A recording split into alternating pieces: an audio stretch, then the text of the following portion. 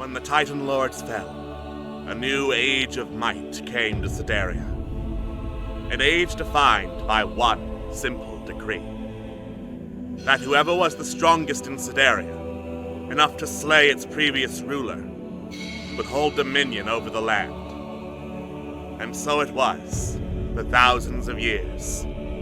And so it is, yet today. Aloysius, the Mad King of Sedaria, now rules these lands. Over the last 10 years, he has spread his influence.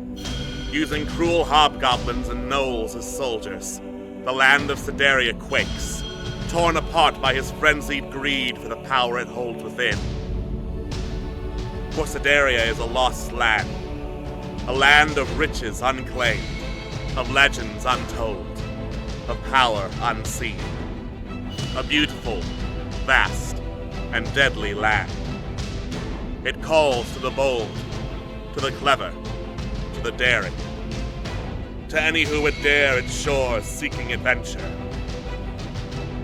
It calls to Megan, the war-forged paladin. It calls to Nyx, the half-elf warlock. It calls to Nizip, the dragon-born rogue. It calls to Tig, the kobold bard. It calls to Zidane, the wood elf ranger. It calls to Trill, the Aarakocra druid. And to those it calls, Sedaria offers welcome. The wilds are not easy, and not kind, but they shall give a tale to remember. For this is the land of limitless adventure. This is the legend of the Wildlands.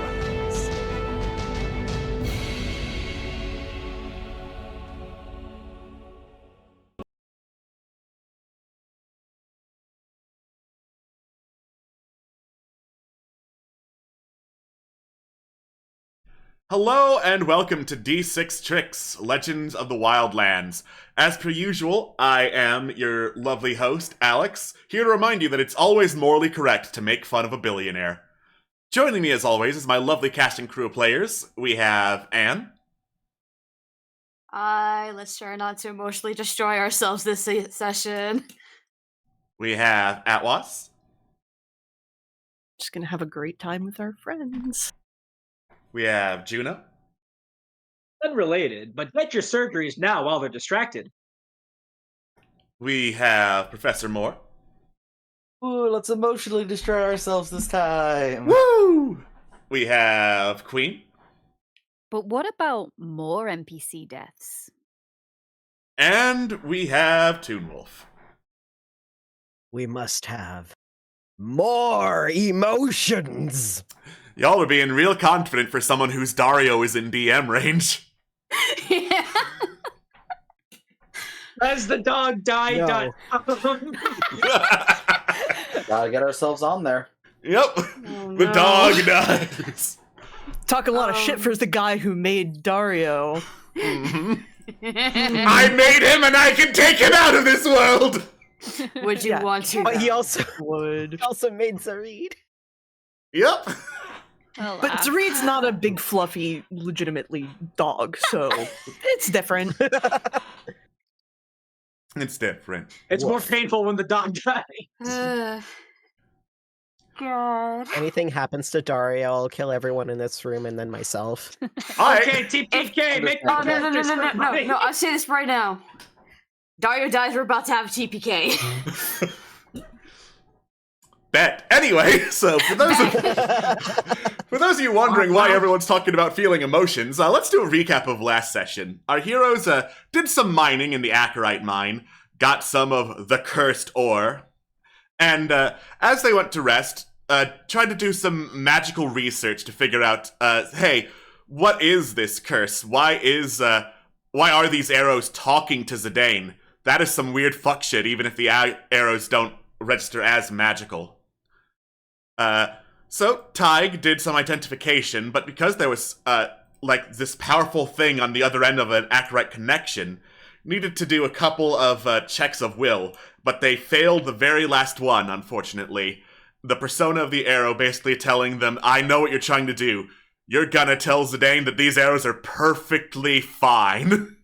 So, that's what happened. And then during Zidane's watch, during a blackout, the arrows somehow managed to kill 2 bandits that were approaching camp. And then, with a whole lot of anger and disappointment in Zidane having his kill stolen, took control of Zidane's body and had him slit Zerid's throat.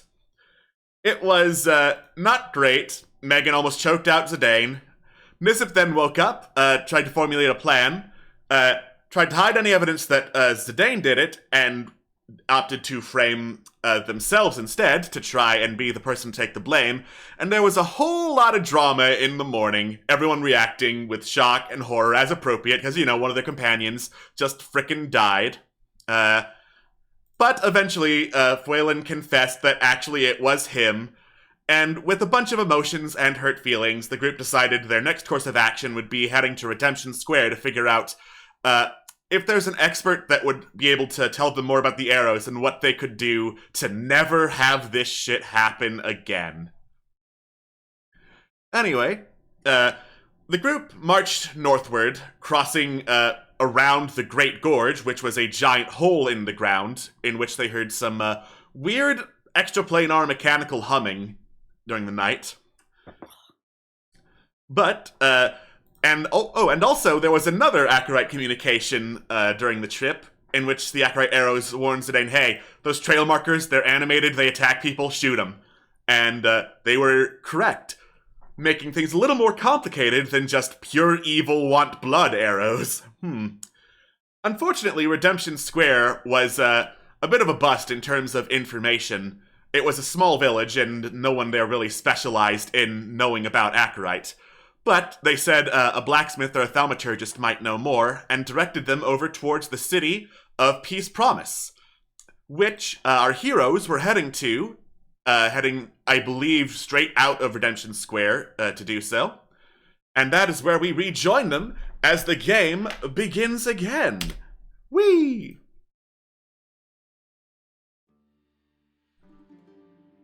Alright. Which direction was this place again?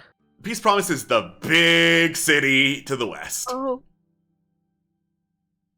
It's in Coldland. It's in Coldland. It's in Coldland. Coldland. Time for Coldland. Coldland. Coldland. Coldland. Coldland. Anyway, Seasonal. just doing my usual check to see if there are any random encounters. Right.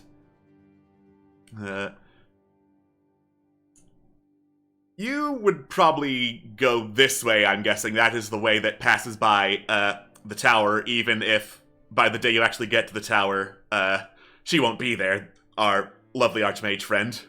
So, I'm taking you on that route. And you get a couple of hours in before dusk starts to fall, and once again, it's time to make camp. Which means it's time to watch. It's watch time. But do I have permission to go on watch yet, or still no? I think we said, well, since you are since you didn't actually do anything besides lie, I think probation will watch with somebody also taking watch with you. Is Yes. what we That's what decided I on. figured. That's why I'm asking before we go to bed. Well, I'll go first, and if you want to do it, we could decide a probation officer. That sounds so harsh. Like you're not the one who actually murdered anybody. Mm-hmm. Yet! Actual culprit cries in the corner of shame. Yes, shame on you. Anyways.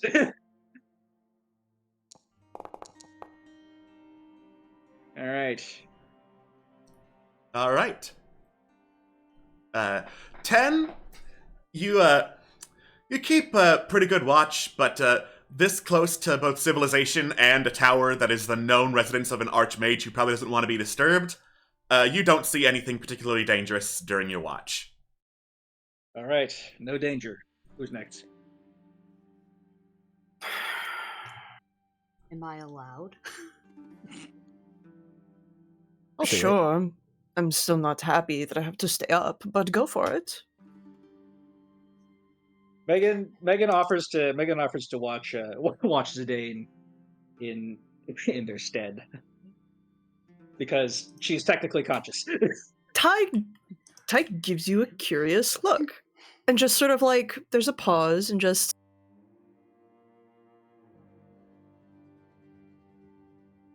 I don't know, Megan. You made some. I know we spoke about it, but you made some interesting choices when it came to that situation. Just for the sake of my own hide, I'll try to bitch and moan less about it, but I will still stay up. Thank you for the offer, though. Megan nods. But I guess Ty will help you on perception check, I suppose. Sweet.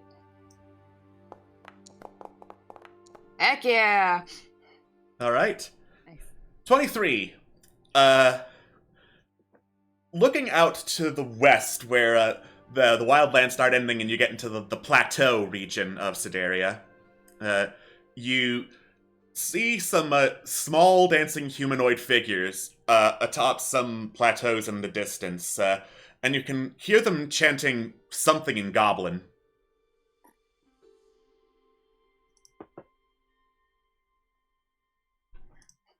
Looks over at Tig. What? Oh, sort of like perks up, does like the thing where they like tilt to orient. Can I hear them and or see what they're saying? Because I do speak Goblin. Yeah. Since it's been pointed out, yes. My usual rule is I assume people who roll high enough perception will point things out to their companions. Yes. Oh, heck yes. Being pointed out, you can hear them. It sounds like it is basically a storm calling ritual that these small humanoid figures that you're gonna guess are goblins are doing. Huh. Fascinating. Is that like a common thing for people to do in this area of Sedaria? Go ahead and roll a history check for me. I'd love to. Okay, that would be a 14. So there are five major splinter goblin clans across Sedaria, and the one in the plateau in the Arctic region is the Stormcaller clan. Stormcaller clan of goblins are just usually a little taller and more slender than other goblins, and more magically inclined. And as the name suggests, they enjoy playing with the elemental forces, usually fire and ice, though they try very hard to get lightning too. But does this seem like it'll be trouble? Are we actually gonna get a storm called on top of our heads, I guess is the question. This Tag looks up to the sky a little anxiously. It looks like it. Then the weather tomorrow is going to be a dry storm with thunder but no rain. So they might be calling something to affect the weather.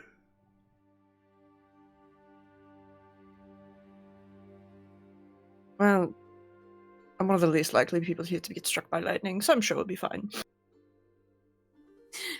Just slowly looks over to Meg and just...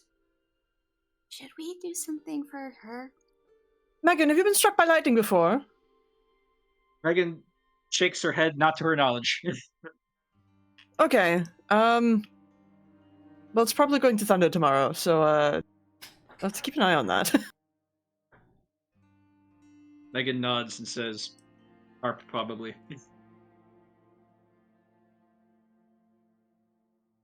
I'm sure we'll be okay. Okay. All right. And the goblins eventually disperse as you can hear the rumbling of a gathering storm around from where they were. It is now third watch time. 1, 3.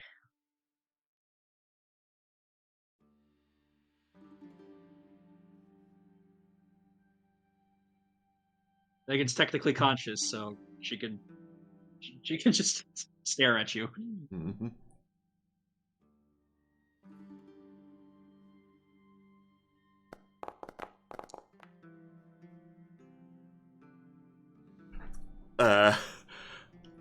Nissa, unfortunately, it's doing the and thing with you, where it will not broadcast to me both your voice and your webcam. Oh, Oh What? no! This is a curse. oh no. Oh no. So, I am going to hang up and then come back and see if that helps. Woo! No, we've been left unsupervised. Yeah. Well, I can see you burn down Alcid area, so... Everyone eat the chess pieces. Oh, no. DM step back in 2 seconds, then. Okay, so... Here? Yeah, I can hear you now, yes. Okay. Well, at least we know the problem is turned off, turned back on again kind of solution. The best kind of tech support solution. And all that is to say, it's a pretty quiet watch, all things considered. It's storming and it's getting colder because you're moving out of like grassland territory into more alpine territory, but nothing dangerous during your watch. And so, morning comes. Cool. It is now down to about 50 degrees Fahrenheit as you move into the alpine plateau regions. Good morning. Ah. Good morning. Getting a little chilly. Finally, some decent weather. Goodness.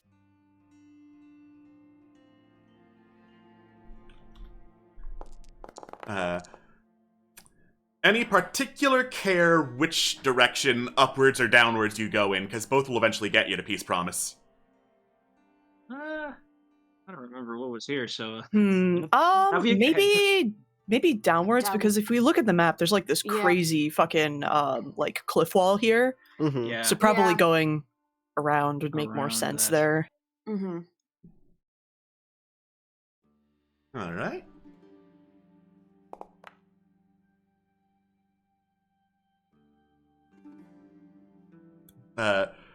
So, as you get up in the morning and start heading southwestward to try and get around some of the steeper plateau cliffs, you hear what sounds like the wind doing some unearthly screaming nearby. It's no wind. Is- That's the space station. Is it something that sounds natural or? Oh no. No! no. I'm not even having you make a check for that. No! No. This sounds horrifying and not of this world. Oh, Wind. Good. cool. We should move quick. Is there a language to it? Or is Ah. it just like vocalizing, screaming? Like, it sounds like someone is speaking 3 languages at the same time. You can Oh, catch that's lovely. bits and pieces of Abyssal, Orin, and Deep Speech. Oh shoot. What the hell? Blink, blink. Yeah, I don't understand any of that, but it can't be good. No.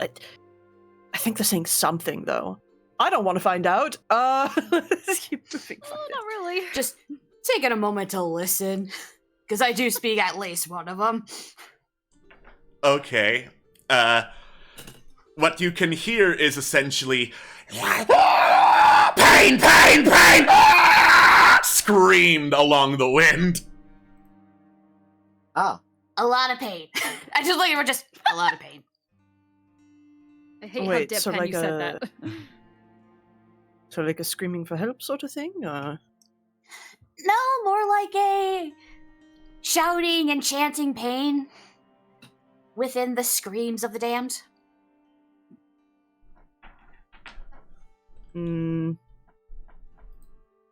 Tag frowns.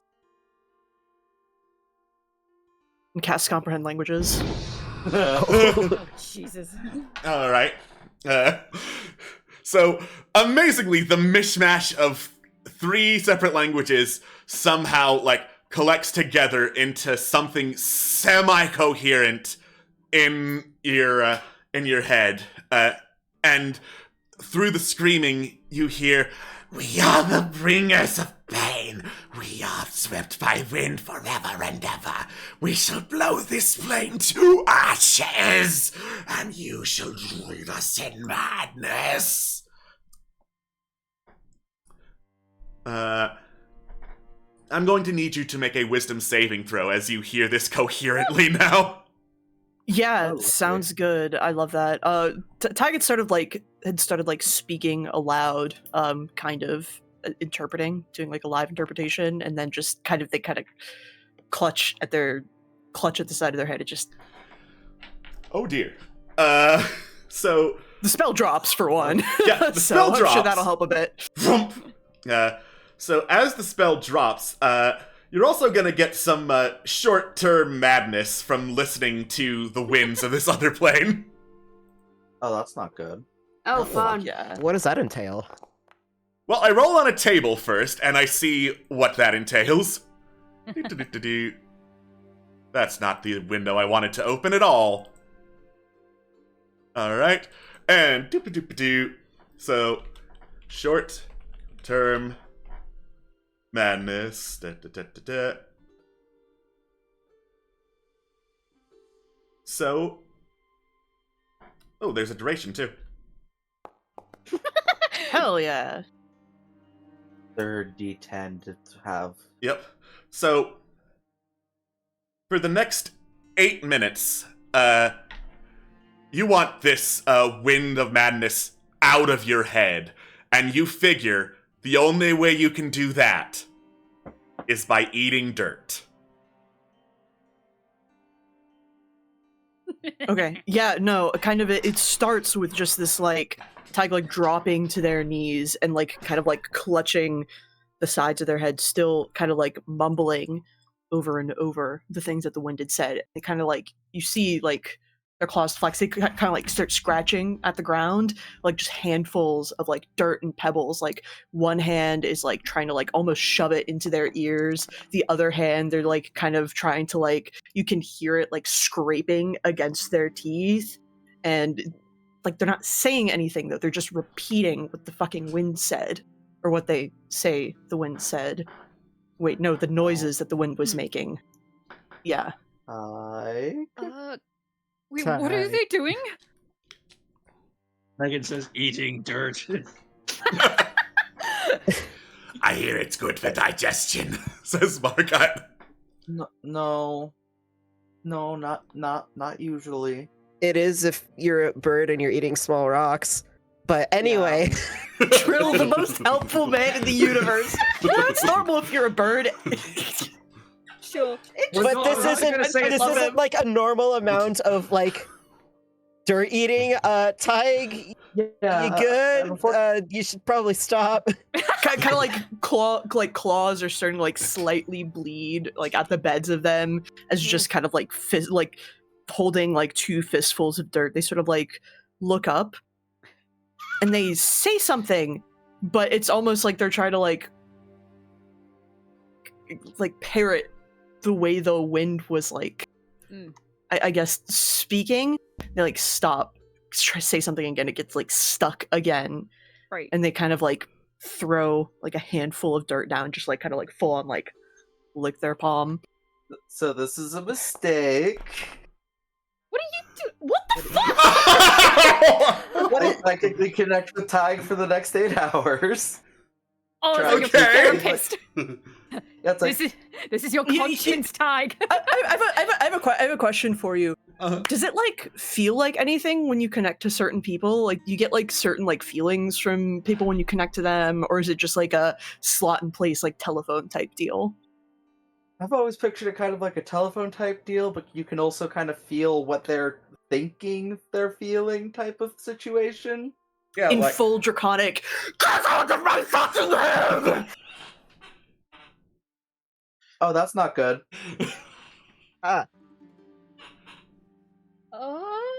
They kind of breathe heavily and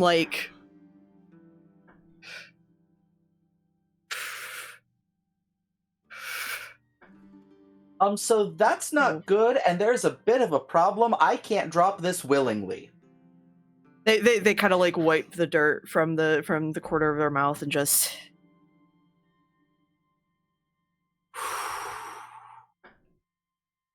let's keep walking. They say this out loud, in a normal sort of voice. I think I'm starting to get I think I'm starting to get a handle on it. Let's keep walking. Are you sure? Yeah, that's Let's a good keep idea. walking. They kind of should take get out they take like a particularly like a rock that's on the larger side and very specifically bite on it. So it's just a feeling and noise. Yes, I'm starting to handle it. You're gonna mess Should your be teeth gone up doing soon. that. You're gonna break your teeth. One does what one must. They just start walking.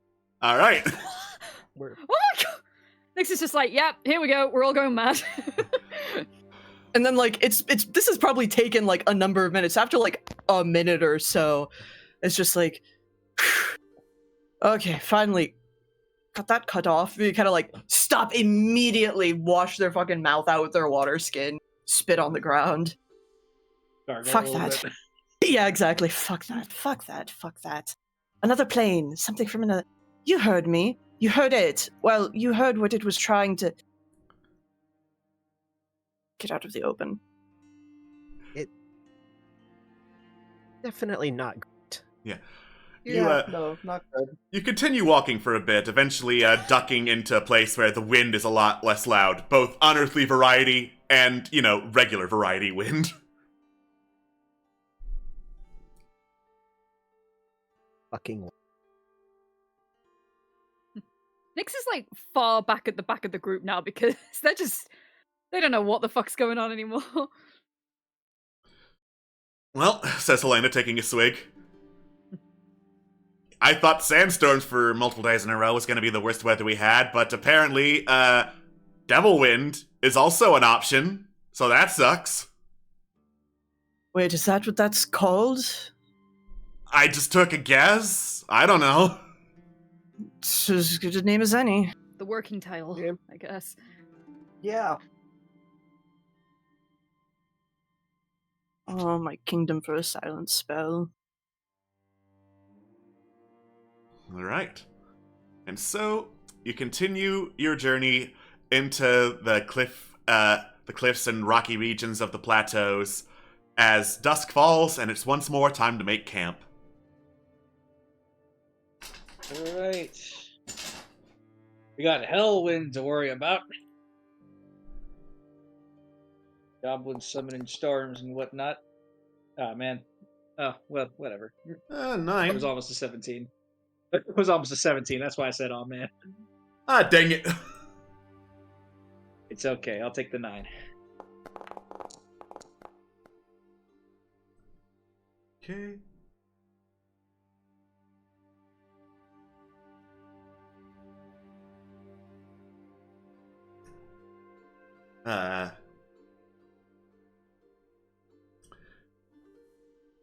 You don't hear anything during your watch. Okay, uneventful. Who's next? Let's go gambling. Yes, I'll stay up. Sure. Yes. Okay. I can help again? Okay. Just double checking. Damn. All right.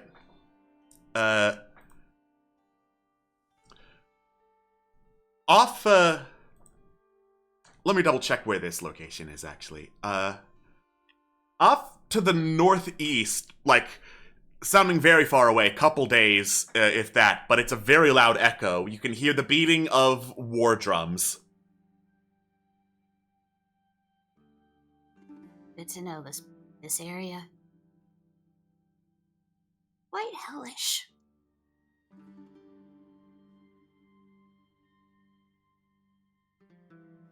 Yeah. All right. And then third watch. Oh boy.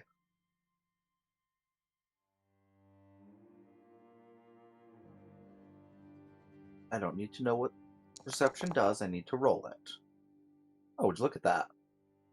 Oh, that's pretty darn good. Wait. Wait. That's a good perception roll. All right.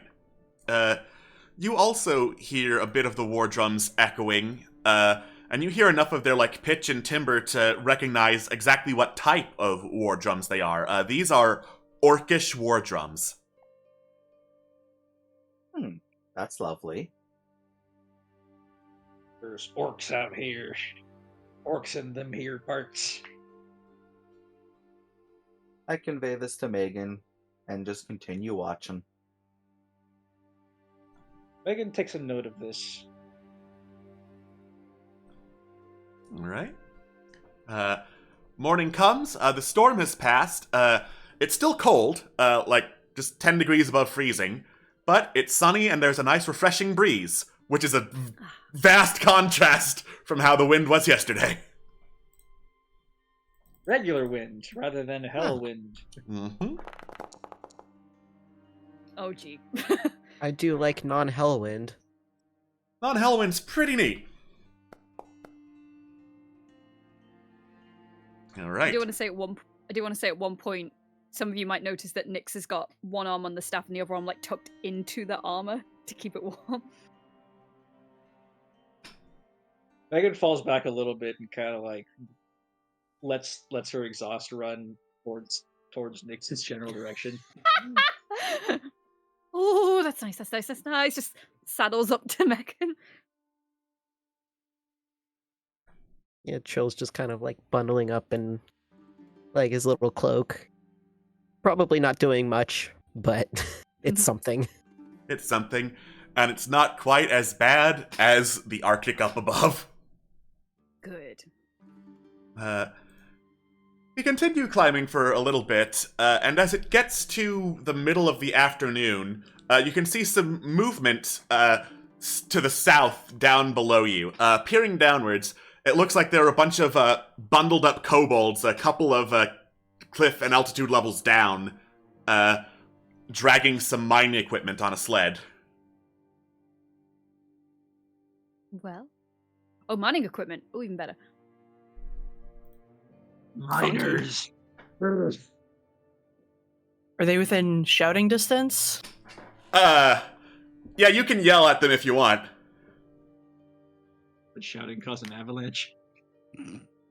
No, just yodeling. Ah. No. They're a little far away.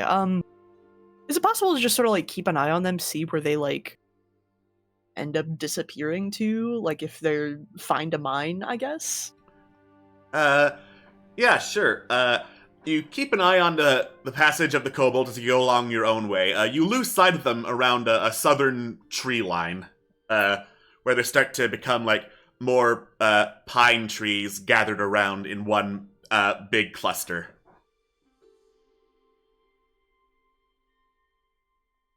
Interesting. Say, Carolina, do you know what kind of ores there are around here, mining-wise? It seems kind of a treacherous place to send an operation out. It sure is, but this place is lousy with mechanite. That would do it. Makes perfect sense. Yep. So if I had to guess, then probably somewhere past that tree line to the south is where the kobolds have set up their mechanite quarry. Something tells me that might be good to know for the future. Why specifically? Couldn't tell you, but it's just one of those feelings. Yeah, I think Tiki was saying something about that and, wanted, I don't know, security or double-checking stuff down there. We'll figure out if that's a priority item after, we figure out how to not die from being, having our throats slit in the night. Yeah, I would very much like the, confidence of not getting murked while sleeping. Agreed. That would be great. All right. Thank you. Poor child. Shamed every day. Poor child, just hiding in his cloak in shame. He's doing the march of shame while everybody's talking. Listen, you say poor child. I don't know, I think that's a reasonable reaction. Yeah. Okay, I say poor child, but yes, he is doing the walk of shame. He's doing the walk of shame like Walk of shame. Dario's not even coming close to any of the group right now. That's shameful. Oh no. The dog child cannot pet the dog. That is the greatest amount of shame. that he's ever Shunned by known. his own kind. He got shunned by his own kind. That is the greatest shame. What's the point? All right. And eventually, dusk falls, and you take shelter underneath a cliff in a little cave there. You can hear the sound of waterfalls off in the distance.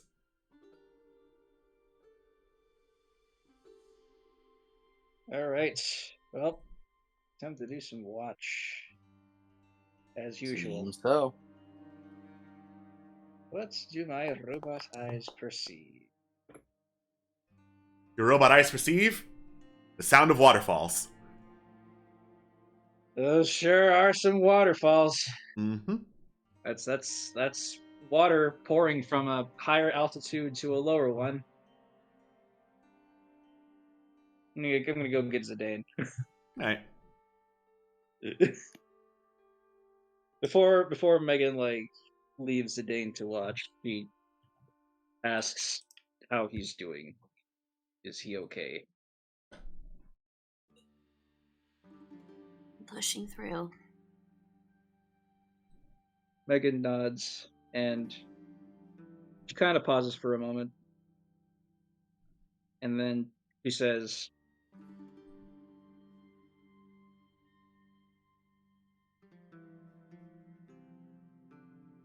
she believes he didn't mean to do it.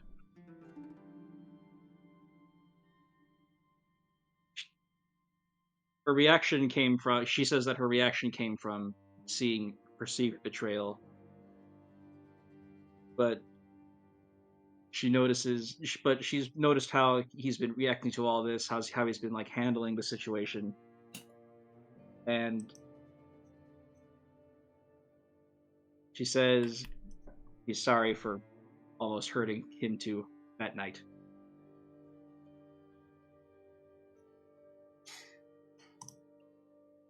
Just for a little thing.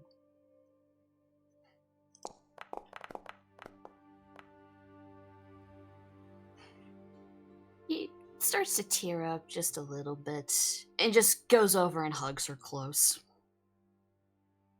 Megan's taken a little bit aback because she wasn't not expecting it, but she kind of her mechanical arms kind of looks and gently embraces Zidane and pat him on the back, and she says, "We'll figure this out. Try to keep it under control. If you see something happening, let me know. I will not," she says, "I will not harm you, but if you need me to stop you from doing anything, I am always conscious, and I will always be ready to help you." He nods. Thanks, Megan. Fuelin, friend.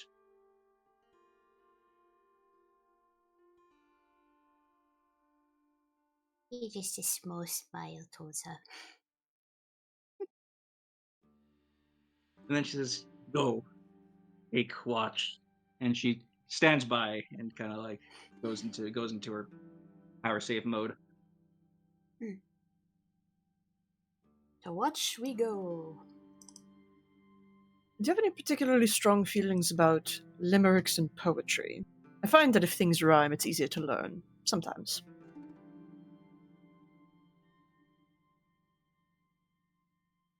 Who are you asking? Fuelin! He's the one who's learning common still. I haven't thought about that. Well, there once was a man from Selkroth. I just kind of starts off.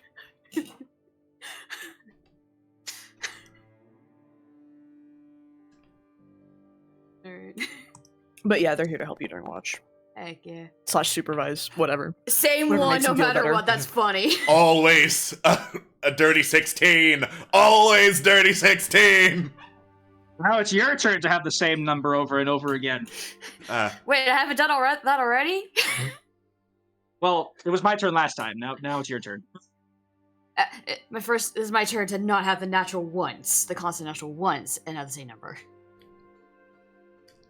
Oh, Yeah. right, yeah. You also have the constant natural ones. Yeah. But yeah, no, good stuff right there. Let's go. Right. Nothing particularly unusual stands out during your watch. Common lesson. Common lesson. Common lesson. Common lesson. So a number of Time for cultures have a yucky. particular way of insulting people and actually Wow! appearing to compliment them. Yeah. He's like actually writing this down. We call this Texan. Oh, it's just another region in the Irion Peninsula, kind of a smaller one. Archipelago, my bad. Don't Yeah. worry about it. Don't worry about Anyway. So if someone comes at you with a particular tone of voice and they're saying something like, "Oh wow, that was such a great shot," like, you Oh. know, part of it is tone, part of it is vocabulary, Yeah. part of it is the situation. Or like, bless your heart also. I mean, yeah, but then, I mean, I try to avoid clerics because I tend to be like that anyway, and blah blah blah blah blah. Boy is learning. You're learning, boy. Learn sarcasm. And backhanded compliments. Wonderful. Alright, and third watch. That wasn't correct. I mean, I'll take that, but that's not correct. I mean, I don't know, 26 sounds pretty correct to me. Yeah, 26. Yeah. 26 sounds pretty darn correct. So, over the sound of the waterfalls, you can also hear the sounds of, like, faint conversation off towards the west, in common. Mostly, like, the sounds of people, it sounds like getting ready for an early morning shift. What the shift is, you don't catch, because they're not saying any specifics.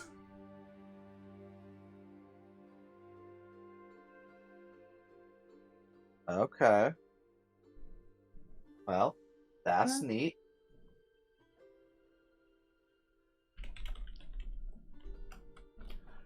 Right. And eventually, morning comes. It is now 31 degrees Fahrenheit, that is below freezing, and there is a pretty noticeable wind today. Mm. At least- Lovely. Glad we're getting to town today. Love it. Hmm.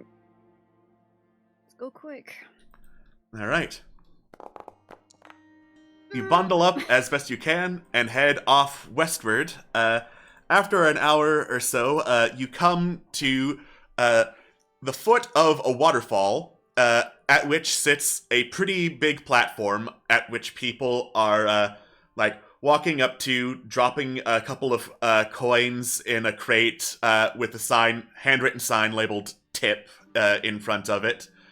And there is a man in what appears to be guard uniform leaning up against a wheel that is at the outer edge of the platform. So what? They're putting a tip in and then doing what? They're putting a tip into the tip jar, basically, and then stepping on board the big old wooden platform. Oh, okay. Hmm. What is going on there? Tip. Tech just kinda looks shoves up. over the guard. Why? He falls to his death. Anyway. No. Good, you're learning. No. Like, what's the average that people have been putting in? It's mostly copper pieces. Okay. Tig. Yeah. Turns around, does a quick little count. Puts in 2 gold. All right. Just fuck it, can't be us with the math. He notices the guard notices 2 gold pieces, adjusts his helmet in like a tip of the hat kind of gesture, then takes another look at everyone. So, you all are new. Business or pleasure? Business. Fair enough. Well, not gonna ask, because business could be friggin' anything in this town. And, looks like that is about quota, so, all aboard. Try to stay away from the edges, people. No pushing. Thanks for the warning. Yeah. All right. And God rails out a budget. Yeah, they got snapped during one of the last trips up here. Mayor's getting some budget in for the new ones. Should be next week, but, that's by autumn, and, tourism is gonna go down after the summer months are over. Fair. Tips helping with that, or Well, I mean, I'm not saying where the tip money goes. I see. I throw in a platinum. Sure, why not? Damn, bitch, okay. All right. So, as you all gather aboard, scooching in to take up as little space as you can with the crowd around you, the guard turns to the wheel and cranks it once, twice, and then there's a chunk, and a larger wheel that was concealed towards the back of the wooden platform starts spinning along, being pushed along by the waterfall that this platform is near. And as the wheel does, you can hear this clank, clank, clank sound of rising chains and pulleys as the platform starts getting lifted up along the cliffside by the power of the waterfall. And it takes a couple minutes to get straight to the top, but eventually, as it does, guard turns the wheel again, clank, locks it into place, and you see before you a pretty sprawling town at the top of the cliff sides, on the top of a bunch of waterfalls overlooking the western seas of Sideria. It is honestly kind of a sight to behold as I go pull up the actual image so I can better describe it for you. And there. It is massive, sprawling, has some boats sailing in and around a man-made lake around the city, despite the fact that it's so high above sea level. Just long, paved grass pathways that lead into and out of basically every street, trees planted everywhere to make sure that, hey, urban sprawl doesn't overtake any single bit of this city. And you find yourself at the outer pieces of a city. There's a big old city wall even higher up the cliff sides. But congratulations, you have now found yourselves on the outer city of Peace Promise. Come the fuck on, I turned off token vision. Save changes. Beautiful. There we go. There we go. Ooh. It is beautiful. Yo. That's gorgeous. Got them Gardens of Babylon. This is pretty. Whoa. What exactly are we hoping to find here? We need waterfall. A blacksmith. Blacksmith, Or yeah. blacksmiths or thaumaturgists, experts in either metals or, the more hellish aspect of it all. Well, we best get looking. Yeah. Metals, It's hell, still or pretty hell good name. metals? Yes, actually. Yes. All right. So you start taking a look around the city. There are a couple of different districts here. There is the outer city, which you are currently in, which is basically where temporary merchants and other such assorted residential areas, very small shops are put up. And near it, just outside of the inner walls, is Promise Vale, which is basically the original town of Peace Promise before it turned into a massive, massive city as you see before you. And then past the inner walls, there is South Promise, the administration district, and West Promise, which is basically the elite marketplace of the city. Cool.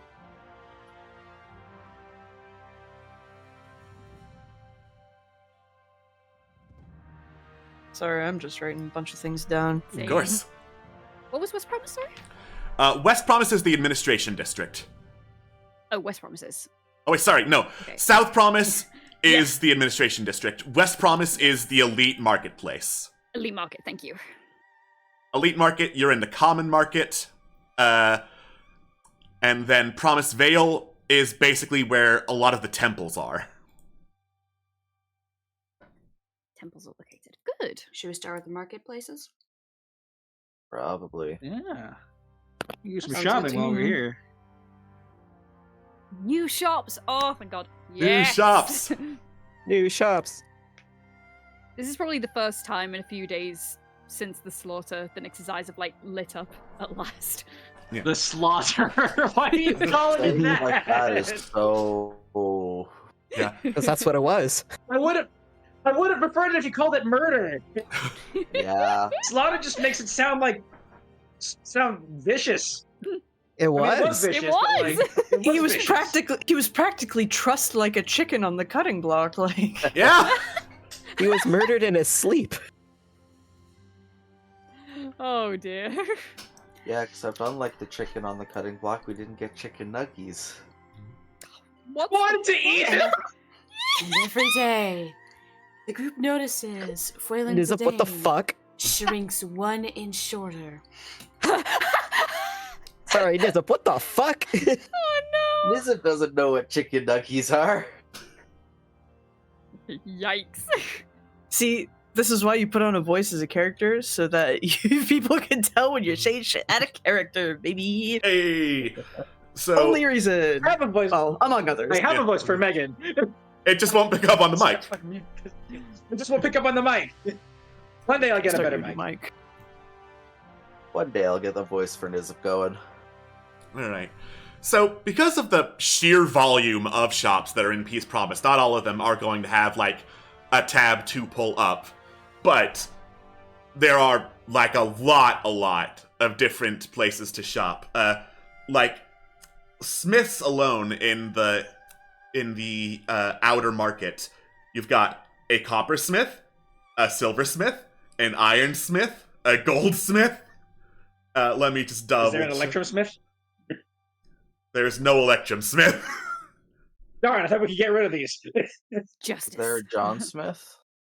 There is in fact a John Smith. Yeah, he passes by and says, Only one. "No, just the one." He just walks by you in the street, goes, "Hey," and then goes off to water some plants. Aw.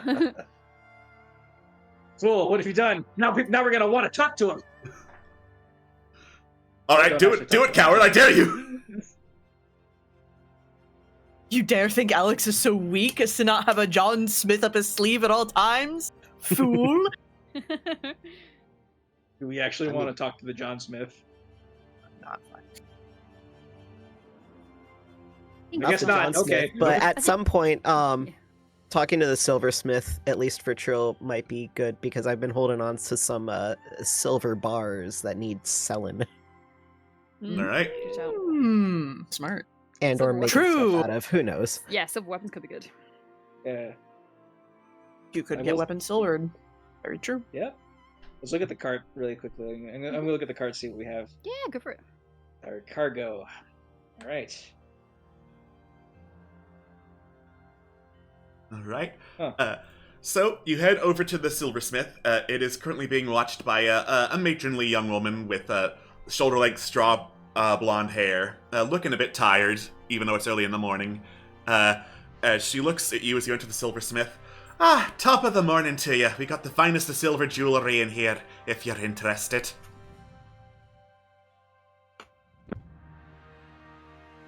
Ooh. Yeah, I'll take a look, but also I have some silver that I have to sell if you're interested. Oh, well, always in the market for new material to, make the goods. Let me see what you got. I bring out my 8 silver bars. Be like, yeah, Now that's a lot. Going price of silver would be about 5 gold per pound. okay. Yeah, sounds fine to me. As I go double check, how many in pounds do you have? Alright, so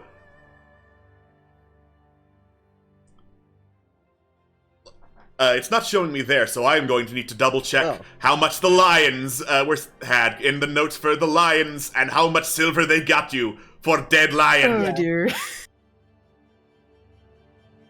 Yeah, I was like, I don't even remember where I got this silver. I just know I've had it for a little while. I just know. I think I've had this silver since before the lions. Are you sure? Because silver bars are specifically the Tanglewood reward. Yeah. Yeah, they were probably post lion. 6.25 pounds per bar. Okay. 8 silver bars. Sorry, that's just what I had written down in the notes. I found it. So that is 50 pounds. So Holy shit. Nice. 500 gold for them silver. I'm glad we waited. Yeah.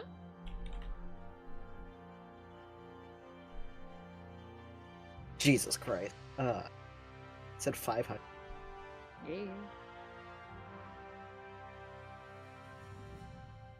Yeah, nearly double what the estimate Tanglewood gave on their value was. Yeah. Stonks. Stonks. Donks. Perfect. Well, thank you so much. You're I hope welcome. This all brings you good fortune and makes good things. I don't know. I mean, I hope so too, to be honest. Say, we're actually looking for kind of a particular type of smith. We're new to the city. Maybe you could help us out. We're looking for someone who deals with more specialized metals, like acarite, perhaps? Ooh. Unlikely to find one of those in the outer city. I would check the metalworks in West Promise.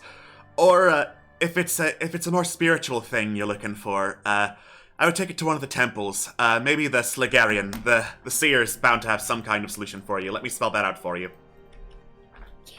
Oh, you're a lifesaver. Literally.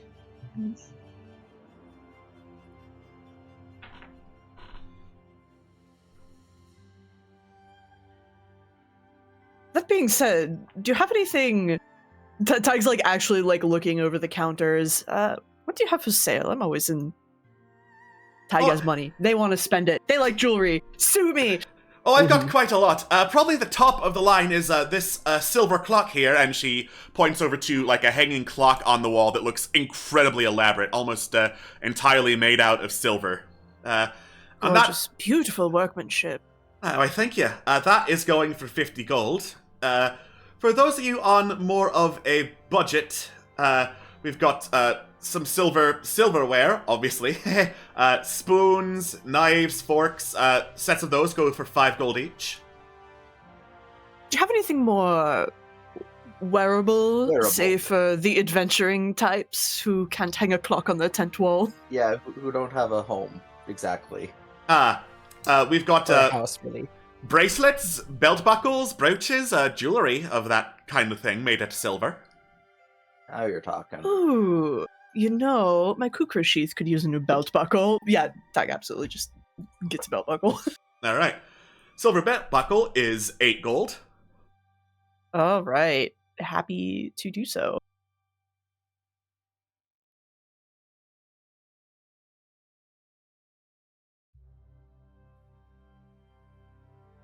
Excellent.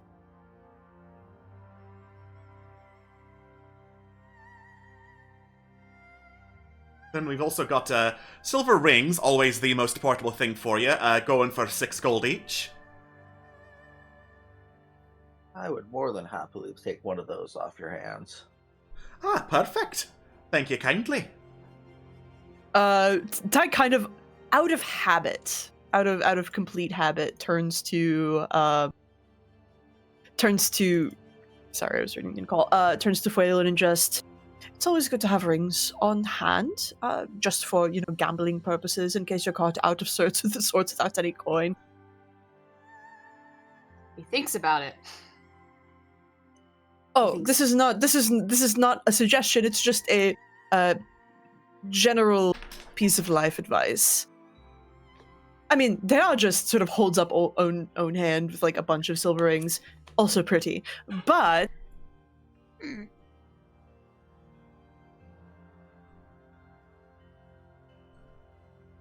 I'll take a ring. All right. Thank you kindly, young one. He's now gonna stare at it for the next few days, happy. It's mine, my own, my precious. My precious. Ah, yes, because that's what the boy needs. More trauma. More evil artifacts speaking sweet nothings into his mind. Mm-hmm.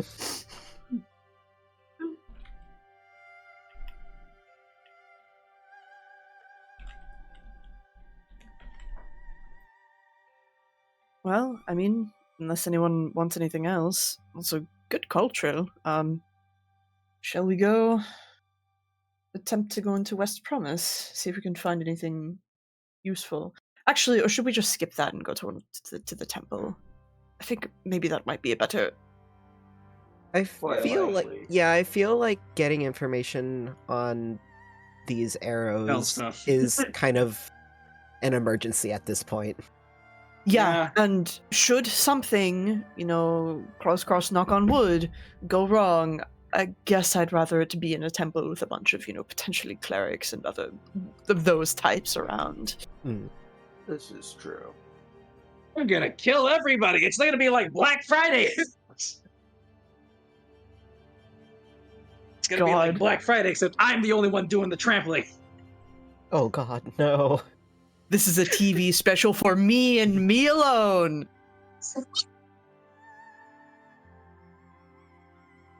All right. Were the temples, were they in the admin district or were they in West Promise? Neither. They were in Promise Vale, which is outside the inner excellent. city. Cool. So neat. To Promise Vale we go. All right. Oh my god, a boat! Yep. They got boats on the man-made lake surrounding Peace Yeah. Promise. They just go, I know. I'm just marveling at the animated boat. It's so neat. It's so cool. These backgrounds are so awesome. I love these backgrounds.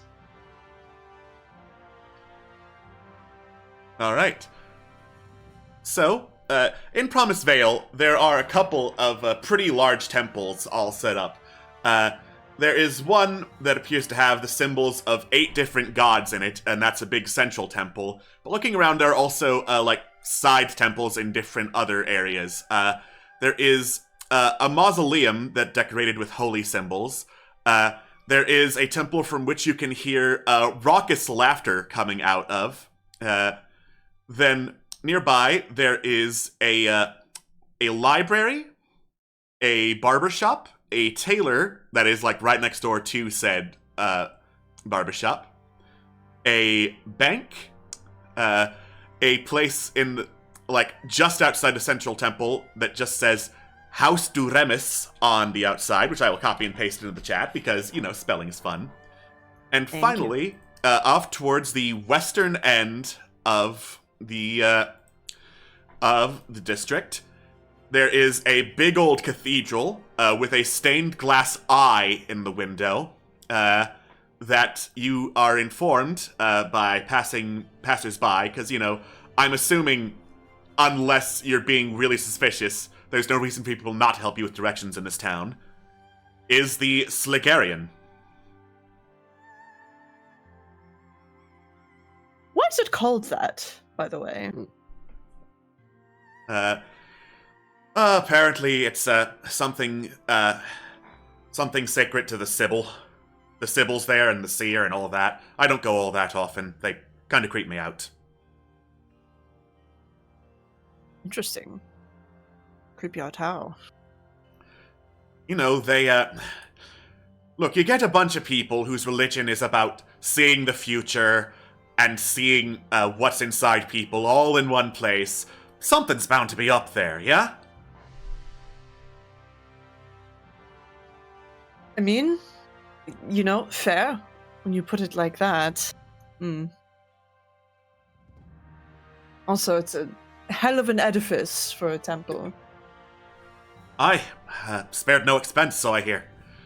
A lot of people who don't get the creeps, would really enjoy knowing about their future, and so they keep the Sibyls well funded. Yeah.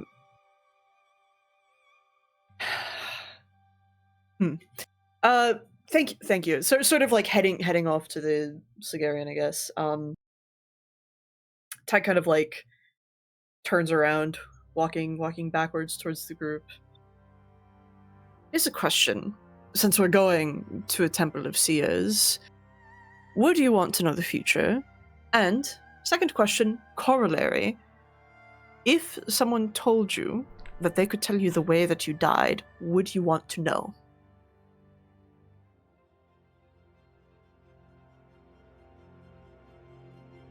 I would say yes, because then I could prepare and take death by ambush. That's the most bar cut answer we could have asked for. True. But I mean, I don't know the whole fate thing. What if the whole, if you know your fate, anything you do is unknowingly playing your way into it or some bullshit? Anyway, I don't believe that. I believe you could fight it off. I'm just gonna conveniently plug my ears for this whole conversation, says Helena.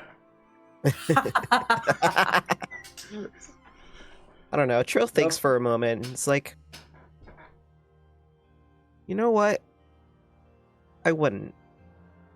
I just feel like the path of living and going through life is something that should be in the moment. And I feel like once you know, or at least are told your circumstances of death, that becomes your main focus, and you can no longer really, I don't know, feel free in your life. Megan nods in assent, and she says, "Your lives are too short, too precious, to be wasted on agonizing over how you're going to die."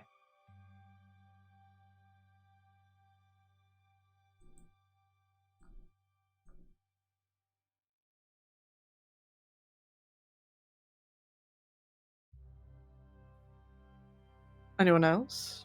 Yes? No? You don't have to participate in the hypothetical if you don't want to. But I mean, it's something to talk about while we walk. Right, it's just like... What was the hypothetical? It was something about, would you like to know how you die if you could see your fate? Ooh. That is a good one. Yeah, I'm glad you were listening for the first time. Ty kind of like rolls her eyes. Alright, just spaced out there for a second. No, I get you. I've been there myself.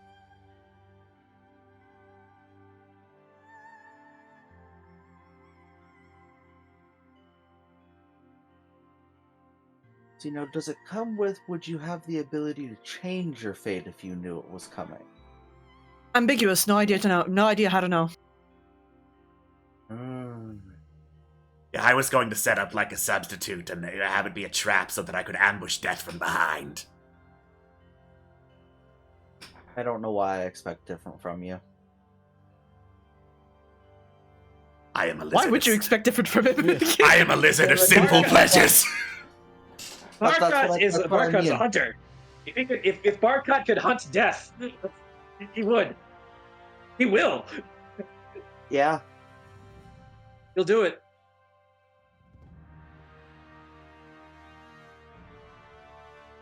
I'd probably lean on the side of I would want to know.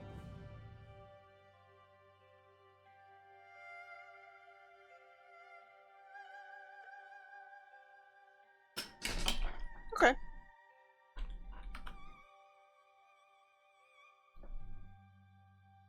Being able to see it coming would give some sort of insight to things.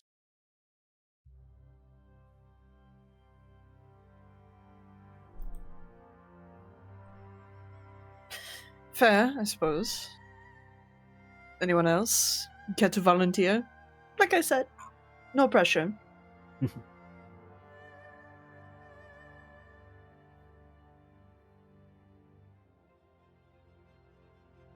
All right, sounds good to me then.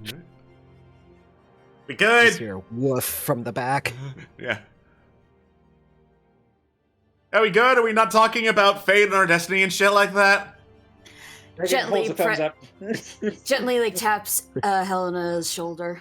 Okay, cool. And Trill's just like thumbs up. You're good. All right.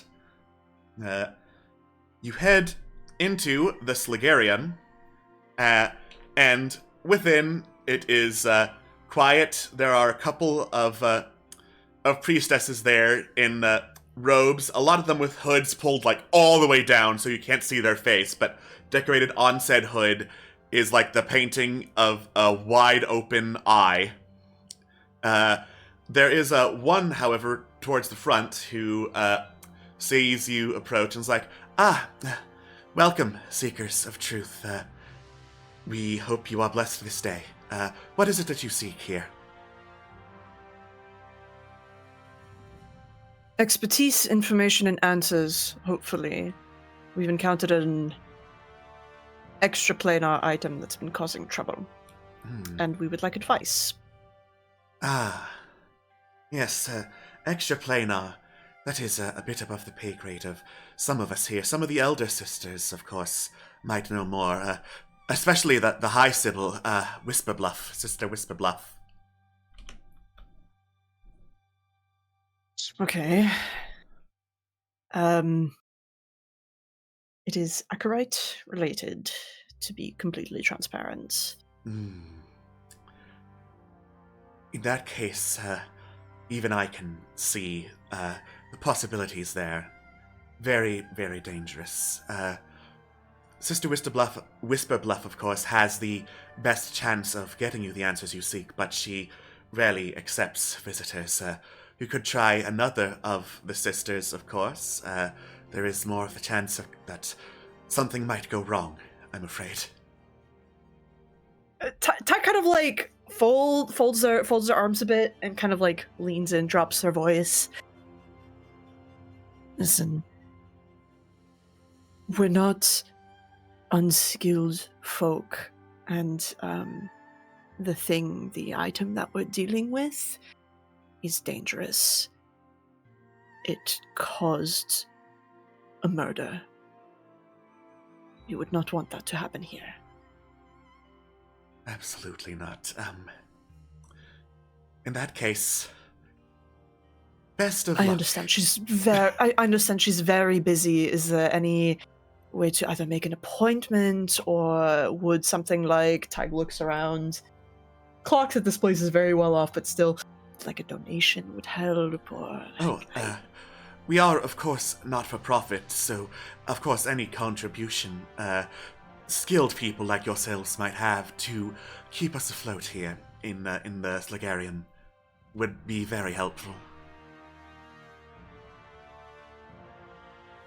Okay, we could figure something like that out. But as for actually meeting with her, is there any method or procedure or protocol to follow? Speak only when spoken to.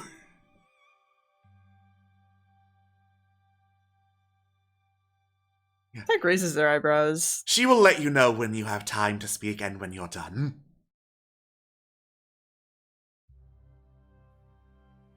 They tilt their head.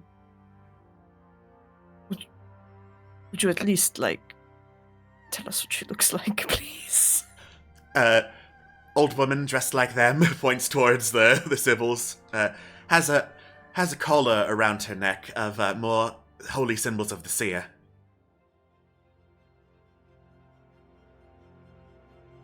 Well, I guess if the stars align, we'll speak. I suppose. Okay.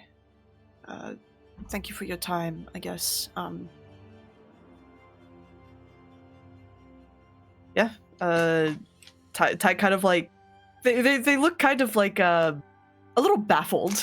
This is not an area in which they're used to navigating, and just well, team, if we are to meet, you'll meet with us, I guess. At least that's the vibe I got. So, how does that work? Just we either meet or we don't? I get the feeling that if we give them money, she might be more willing to meet with us, says Helena. I mean, if it's money they want, fine. Like, I just, like, Trill just, like, happily hands over a large, like, handful of gold. He doesn't give a shit. Just broad daylight right on the desk. She's like, here. Fine, bitch. Consider yourself tithed. That'd be, like, probably 10 coins fit in his hand. All right. You hand over 10 coins to the Sibyl. She looks over them, closes her eyes, just like kind of feels along them. Sorry, you were saying something before I described said Sibyl?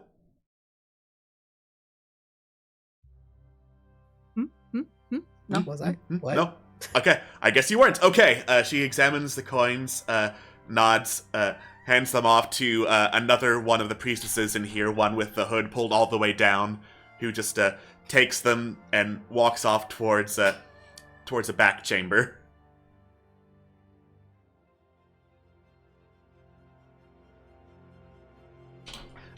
Thank you for your contribution. It is most appreciated.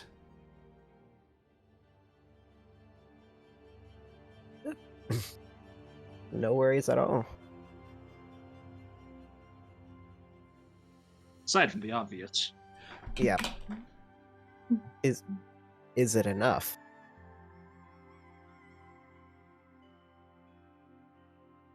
The Sibyl looks off to the side. Any contribution is valued here. Ty kind of like sighs. People like walking in and like being in seat and stuff, like on average, what do they usually like put in as donation? This is a big ass cathedral. You would wager it takes a pretty sizable chunk. Like, add a 0 onto the end of that 10 gold maybe, and we can start getting somewhere. I slide 4 platinum.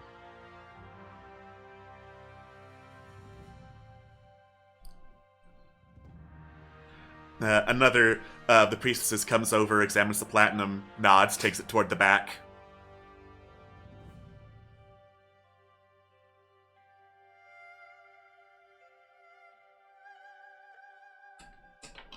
Okay, so that's what, 40, About 50. Yeah. Okay. Sounds good. We will put in 5 more plat, since we're big spenders today, I guess. Mm-hmm. You got money! Alright. Once more, the platinum is taken towards a back chamber. The Sibyl, who does not have her hood pulled down, nods. You are all very generous patrons of the temple. Thank you so much for your contributions. Kind of wish you just put a menu up, but like you're quite welcome. Yes, it's yes. We're very thankful and grateful to be able to contribute. One cannot to put something like simple this. choices on a menu for the business of seeing the future. Oh shit. Sorry. Been having something in my throat like all day. Sorry, a good acquaintance has allergies. Yeah, not used to this side of the continent. Not used to this continent at all, even still.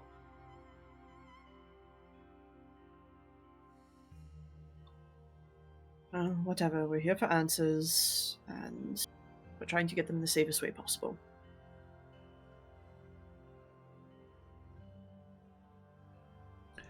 I guess Of course. we shall wait to be spoken to. You need not wait here if that is something that worries you. We are seers of fate. We can figure out where you are going to be. All right. The biggest eye roll from Tig, but they kind of like to the party, and then just like normal countenance to the seer with just a nod. Yes, that would be much appreciated. Thank you. All right. And so you head out into, back into Promise Vale, the original town and the temple town.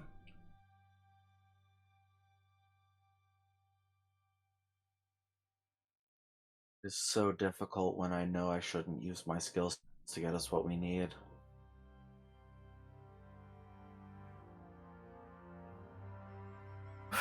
Well, you can take them at face value and figure they'll find us. If we want to True. split the difference and try to find a qualified smith in the meantime, we could Plan head to to me. West Promise. Yeah, sounds like a good bet. Yeah, sounds like a plan. All right. You start heading into the inner city of West Promise. The dress in here is a whole lot fancier. There's a big mingling of people still, but like here they're in like a fine clothing, the equivalent of like fancy suits and dresses as they go around. There's a bit of a queue to go into the inner city itself, make sure there's no like contraband or explosives or anything like that. Luckily, you all check out. Like, yes, you have weapons, and you all check out. So apparently weapons aren't that big a deal in the inner city. As you head inside, and up the main gate, up another set of stairs towards higher cliff levels, and top waterfalls that here are just frozen solid. The ground is icy, but there's still, as per the rest of the city, a lot of plant life, trees, greenery. Like, the whole city is just like mixture of parks, residential, and commercial districts. And this is definitely the most commercial district of them all. This has the elite shops. You can see among them, Metalworks is one of the first ones you look for, because that's what you were directed to, the local premier smithy. Then there is a bakery that smells of a lot of freshly baked bread, called Top of the Flour. A butcher shop called The Thirsty Pot. A general store called The Violet Blade Trade Post. A tailor shop, The Educated Dress. Then there's like a little public park area called Waterview, which is like essentially a little gift shop store overside a place that overlooks frozen waterfalls and has a long look across mountains and into the lake and into the sea even. A botanical store called The Misty Mask. A temple to the Moon Maiden that looks to be carved out of a single massive hunk of stone. And last but not least, a pretty large inn known as the Defeated Throne Inn.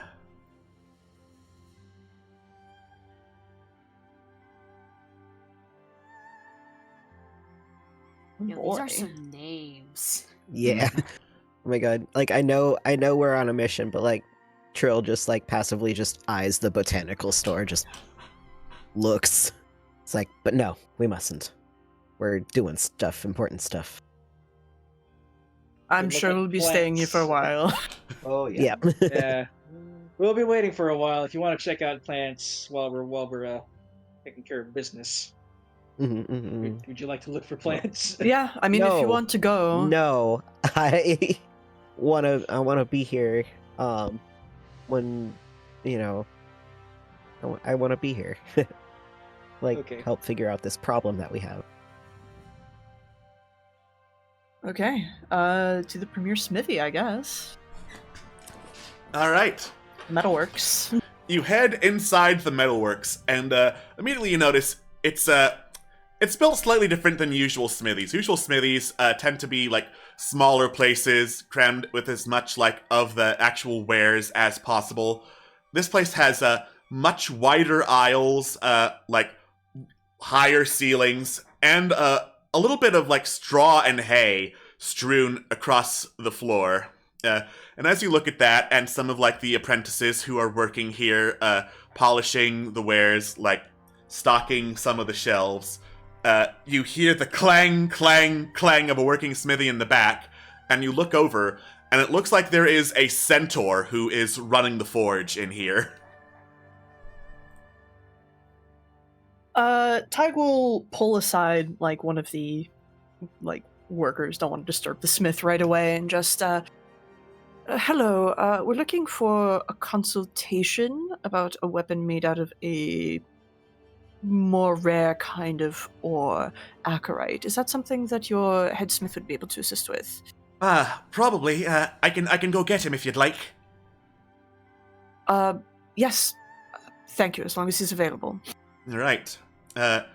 He heads over to the headsmith, the centaur. You hear them talking, and eventually the headsmith's like, "Man the forge, make sure this doesn't melt." As he trots over towards the front, meets you, takes one look at you, and is like, "Adventurers, eh? Yes, sir. At least have the bloody decency to look at my menu before you go asking me for favors." And he just shoves over a menu of what he has for sale. Of course. Well, There's so many options. Ooh.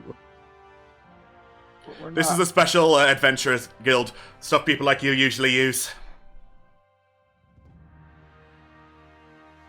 Very good. Very helpful. We will definitely be looking over this menu. Unfortunately, on a look, kind of like skim, it's, I don't believe that what we're asking for is listed on here. We're just looking for a consultation on weaponry that was made out of unusual metal and causing trouble. Acarite. Is that something you have experience with? Maybe. Chalk it down as custom weapon crafting. I'll see what I can do. Alright, sounds good. Tig will hand over the 25 gold to start. Right. What's your problem with the acarite? Yeah, it seems to be, Tig kind of like looks over. Who has the arrows at the moment? Sorry, my notes don't seem to be. I think Nisip had them locked in a box. Yeah. Yep. Yeah, Nism locked it. Yeah, Tig will wave them up. Display the goods. I will pull up the box, set the box up, and really, really, really hope I do not fumble this and make an ass of myself. Oh, that would be so. Would be really funny. cringe. It would be really funny. It would be. Uh-oh. Well, 19 is Uh-oh. 19 is high enough to pop the lock, though. So, Oh, good. all right, click. The lock opens up. You look at the arrows. These seem to be, from our experience, maybe channeling something that has been causing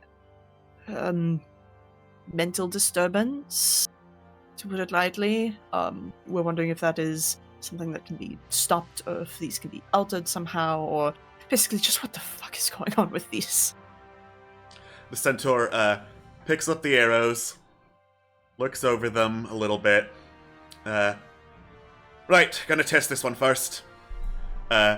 Trots over towards an anvil, puts the arrow down on it, pulls out a big hammer and just slams it down on the arrow. It splinters in two.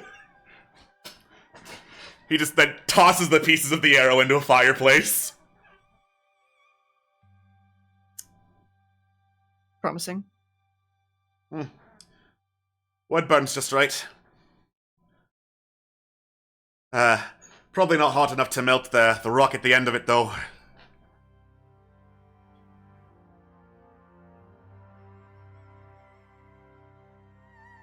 Okay. I would so say- it's I would say, if you're worried about using the shit, break it so it can't be used, maybe? Okay. Have you heard anything about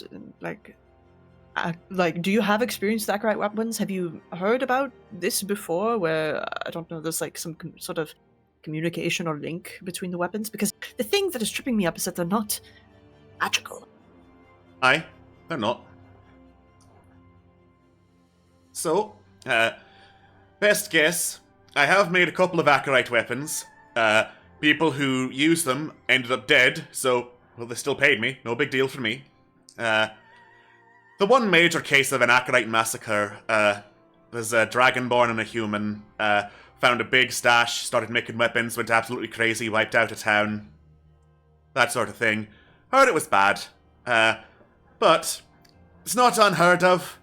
But the way I figure it, if you're worried about a weapon that's gonna talk to you and tell you to kill people, maybe don't use that weapon.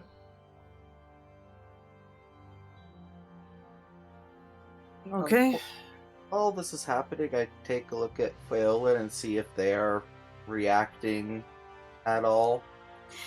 Just standing there, having their head over their, having the hood over their head a little bit, very much gripping onto it, just like, yeah, he's not doing well, but he's trying. They can be destroyed.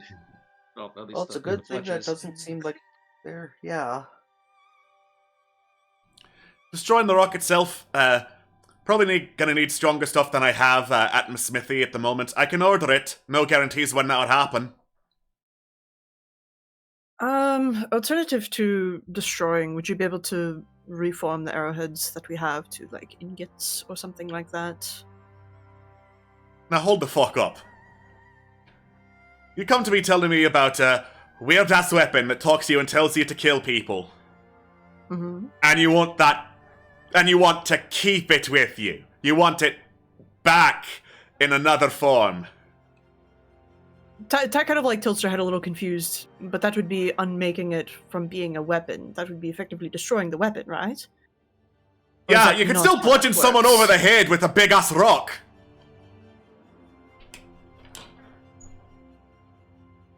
Okay. Sorry, I feel like I'm missing something here on a level of communication. So, is it once something is forged into a weapon out of Acarite, it's always going to remember being a weapon? Is that it? It's got a taste for blood, basically. Ah, I see. Okay, that makes a lot more sense. Okay, good to know. Well, thank you very much for your time. We're still waiting to hear back on some other consultation, but this has been very helpful. Thank you very much. You're welcome. Now, are you just window shopping, or is there anything else you wanted to look at?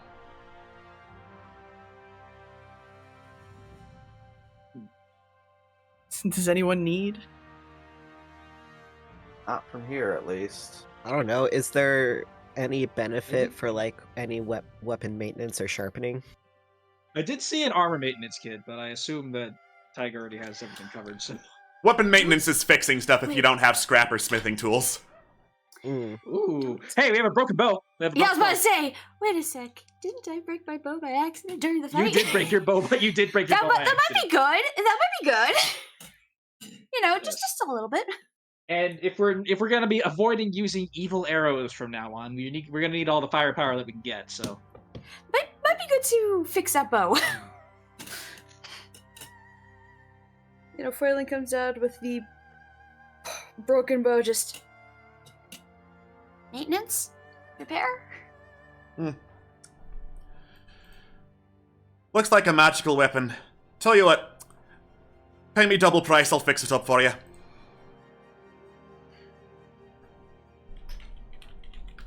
I do not of the menu services up. That is 10 gold. 10 gold. Perfect. 2 platinum down. Done. Just Right. done. Come back in an hour. Thank you. Right. Only got an hour. Maybe the Woo. old lady will find us. in that time. Meanwhile, Tig will pick up armor maintenance oil, also a pair of leather gloves, and yeah, just those for now. So that would be 2 gold, and I was literally just looking at this. Okay, so 3 gold total. And then, looking over this stuff, Trill's gonna pick up a weapon cleaning kit. Alrighty.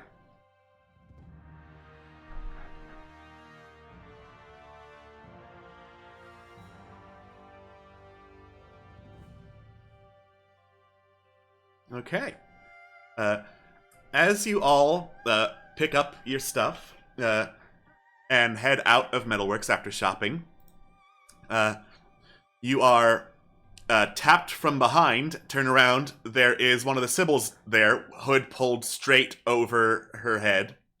You are summoned. All right, Cool. perfect timing. We're summoned. Go. All right, we're summoned. Perfect timing. All right. You are summoned and head back into the Temple of the Seer. And you are escorted towards a back room, atop which, at the back of which, rather, on top of like a stoned chair on a dais, sits this really old-looking woman. She still like sits with the air of authority, with the air of someone who knows she will be listened to.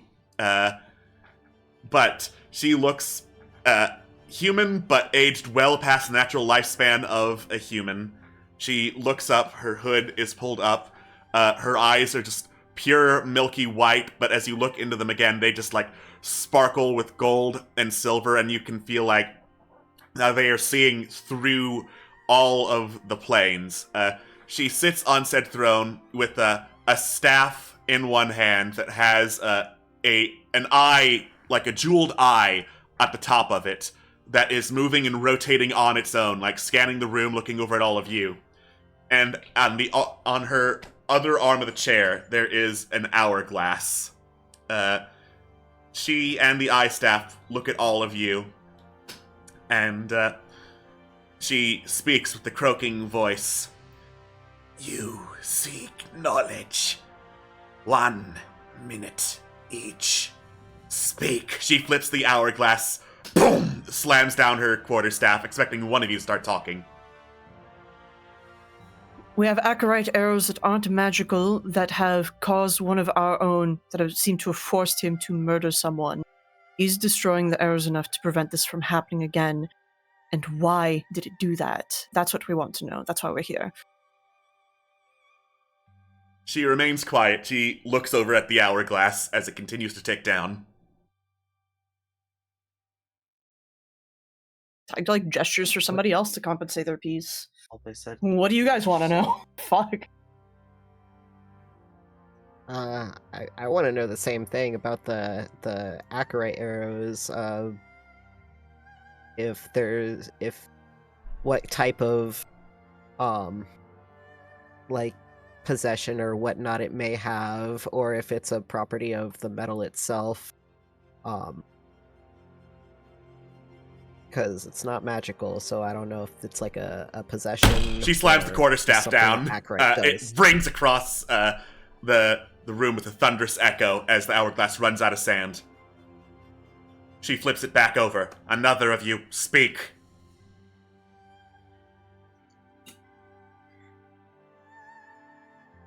I am the one who's been cursed by the arrows. They've talked to me for a while now. They were angry when one of our others killed and forced me to kill. And even out of my possession, they are still able to speak to me. And yet during that, they were actually looking out for me. I want to understand what they are, understand what their purpose is, and why they would act in such a conflicting manner to many of us. Puts the hood back over his head. She continues staring out at you, looks back towards the hourglass. Boom! Slams her quarterstaff down as soon as the last grain falls, turns it over again.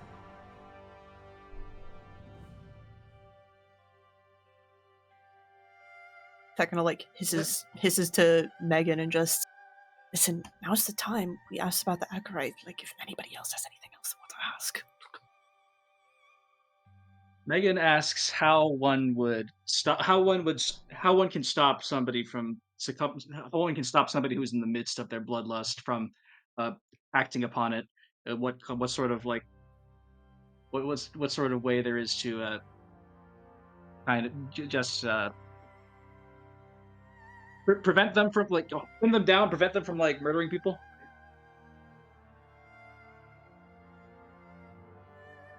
Anybody else? Yeah, Tig looks like any of the companions who followed us in here as well. Just like, if we all have fucking a minute, go off. The companions look at each other, shrug. Helena looks about to say something. BAM! Quarterstaff slams down again. Probably for the best for her. The Sybil looks over at all of you. You seek so much, and ask so Come on, that was 3 and little. there's 5 of us.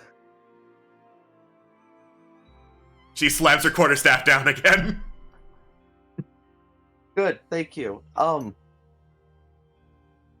Even though She has not they turned are over all the hourglass. concerned about- Motherfucker!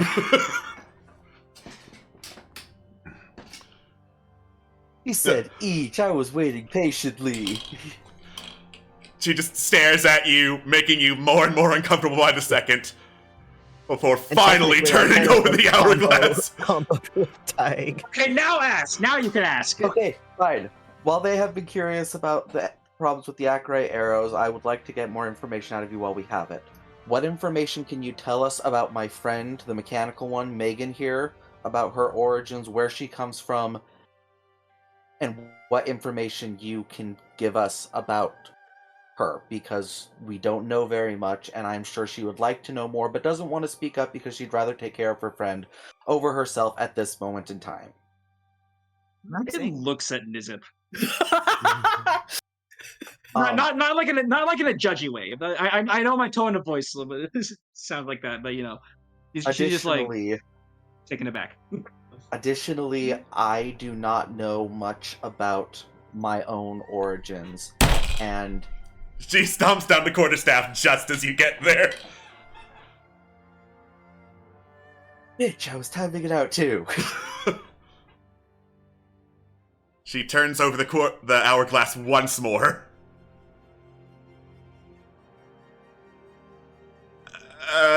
Helena, like, drones, looks between everyone. Okay, I hate doing this, but I'm gonna. I believe my friend here was asking about their origins. I don't know a lot.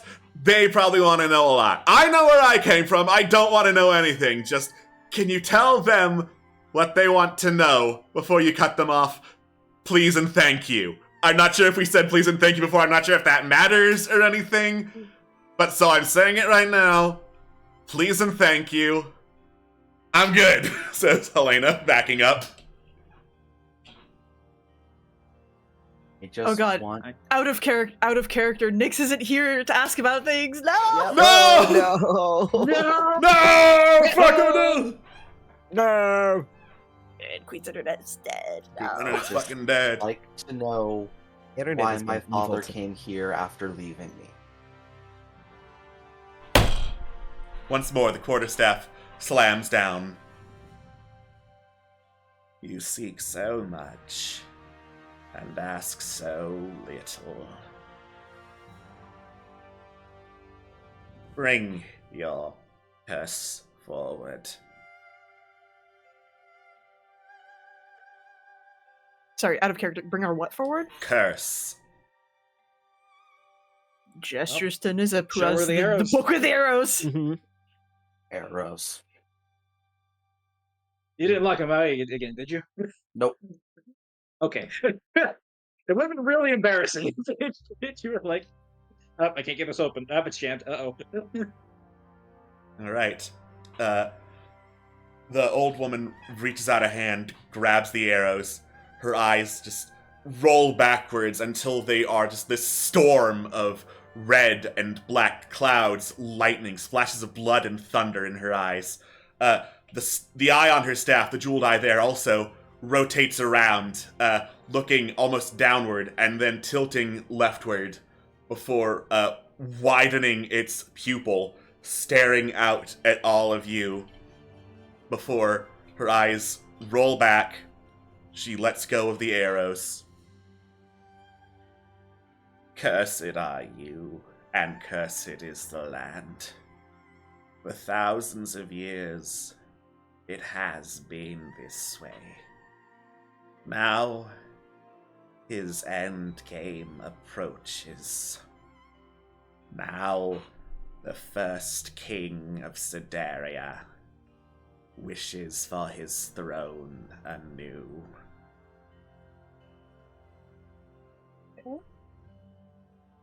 And instantly, an image flashes through your mind. An image, forged of blood, fire, iron, and death. An image of a demon lord with a connection to all the Acherite in Sedaria. The image of King Canavac. Oh. Oh. Oh. That's Oh. sick. Oh. Oh. Oh.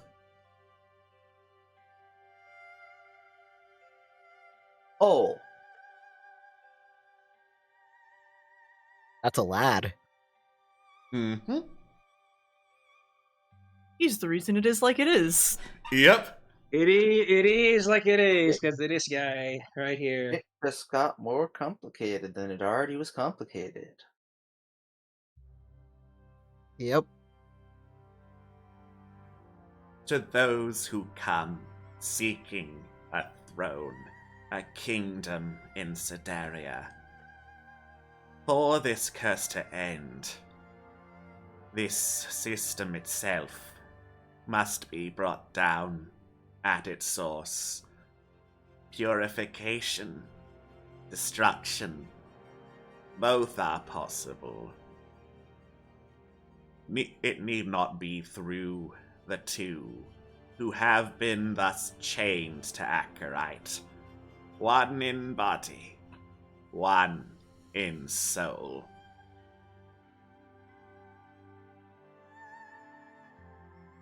Change to Acherite.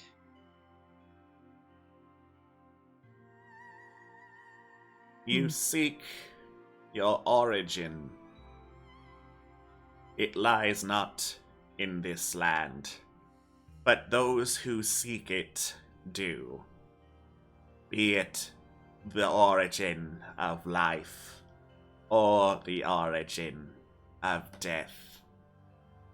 Your destiny lies with the Iron Queen.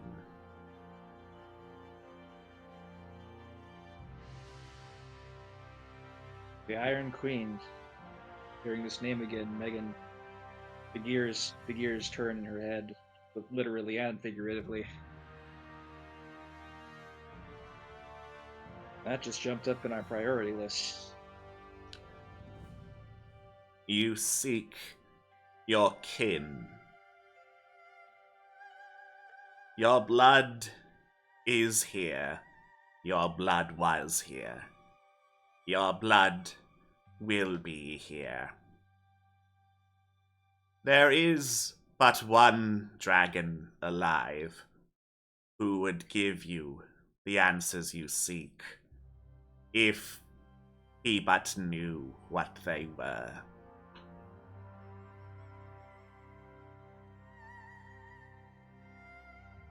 Sorry, out of character. Was it if ye but knew or if he but knew? He. Okay. It makes a difference, okay? It makes a big difference! Yeah. Yeah. You other seekers, perhaps these sporadic destinies are more intertwined than you would believe. Where you come from has always been with those souls. It lies in winter. It lies in draconic ruin. It lies in an army of iron over what was paradise.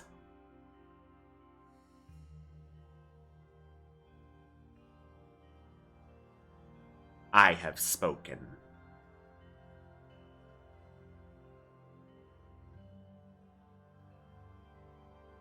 Regan says thank you. Ty gives like a sweeping, like real, like actual, like court noble type bow. Also thanks her and retreats. Thank you. You go retreat out of the temple and take some time to try and decipher what the hell the Sybil meant by all this. And we will give you some time for that as we go on break. It's time to hydrate or dihydrate. We'll see you all in a couple minutes. Don't go anywhere. Bye-bye.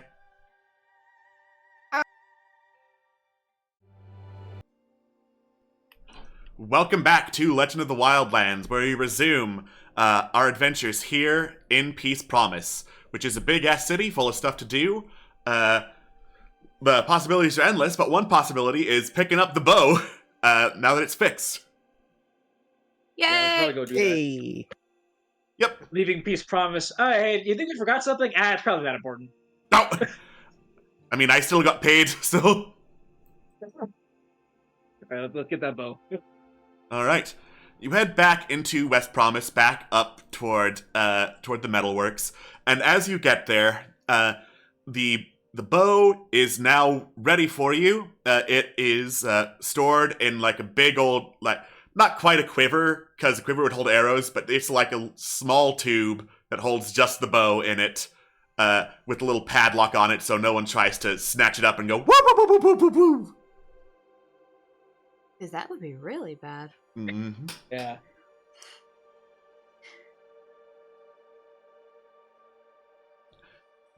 Just needed a couple tuning up points around where it bends and attaches to the string. Easy enough to do. You're welcome. Thank you. All right. Kid looks even a little more traumatized than he did when he first came in. The attack and damage penalty are now gone. It is back up to full. Yay! Yay! All right.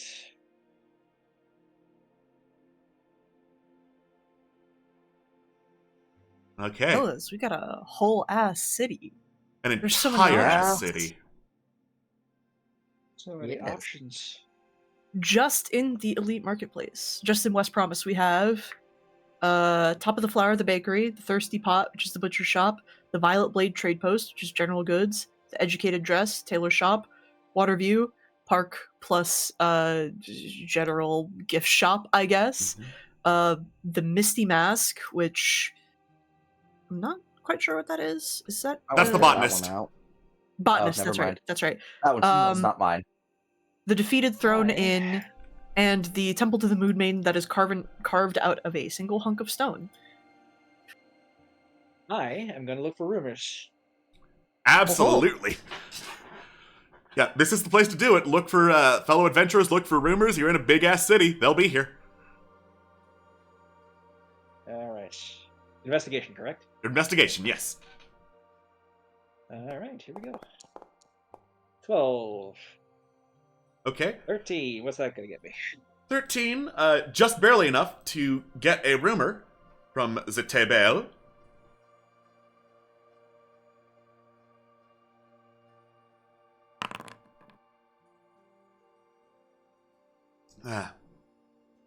So, I'm gonna go double check where this location is they're referring to in the rumor real quick.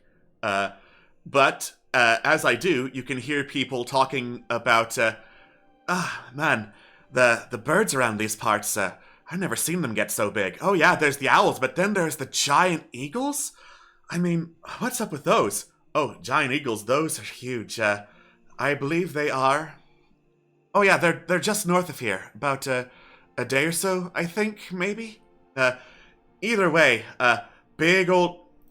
No, wait, exact opposite direction. South of here, a day south of here, if you walk that way.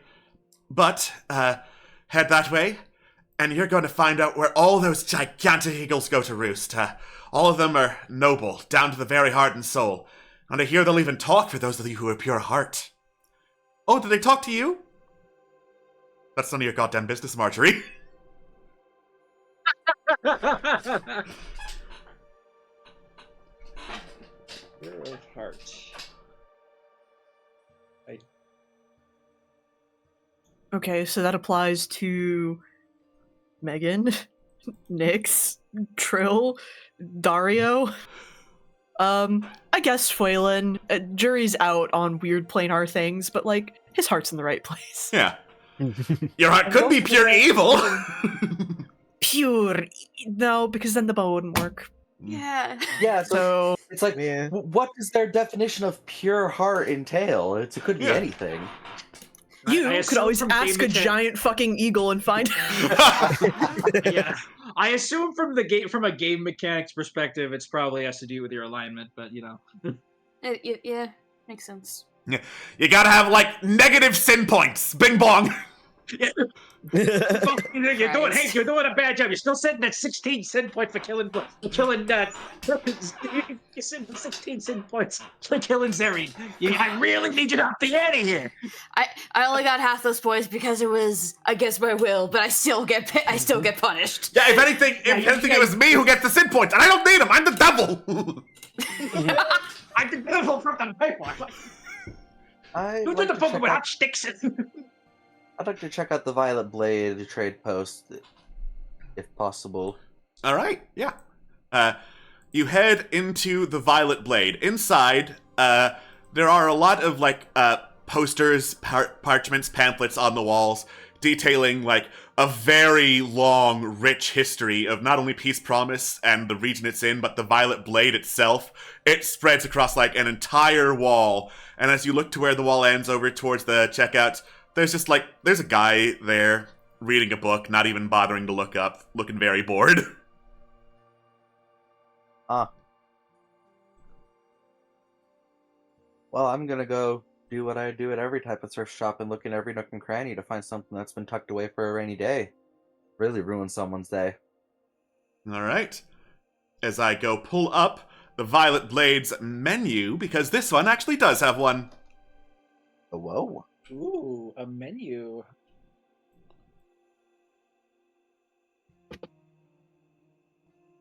Blowgun needles. Ooh.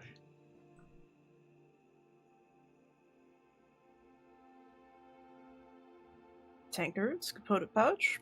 Nice, nice, nice, nice. Paper, 1 sheet. Parchment, 1 sheet.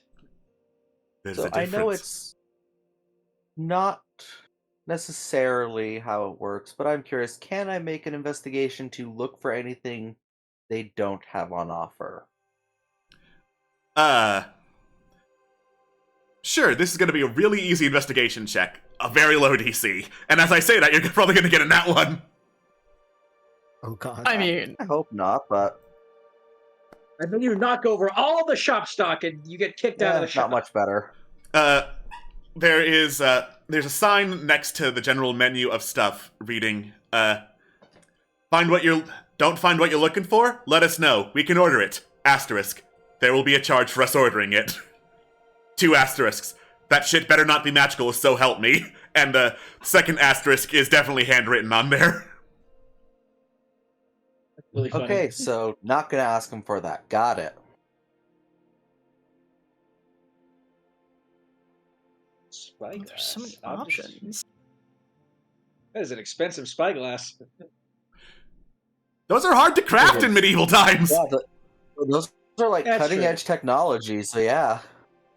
Oh my god, we have magic and like artificery. Surely it can't be that complicated.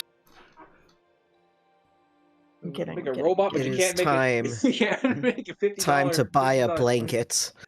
It's blanket God. time. Me looking at the incidentals I have, being like, look at all these options. All right. You go over, put down the blanket. The guy reading the book at the counter just mutters, "It's silver." And as you hand over the gold, he just doesn't even say anything. Just looks over at his book continuously. He's not even bothering to look up at you. I say thank you anyway. Ooh. Well, I think I might pick up a healer's kit just in case. Yeah, I'll approach the guy and just be an absolute dick. So you got any bags of holding? No. Could you order it? No. Oh, come on, why not? You said you can order it. Read. Oh yeah, well that other asterisk aftermarket, I don't care about that. Not my fault you're stupid and can't read.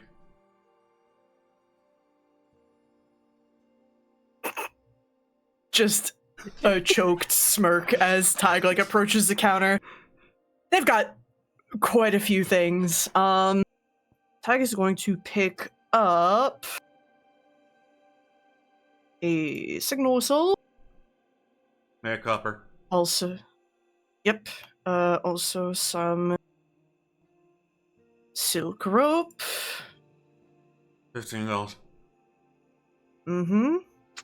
And then, for one last thing, as I scroll to try and find it, this magnifying gold. Ooh, no. That's a lot of gold. Just kidding. Fucking magnifying glass, 150 gold. Jesus Christ.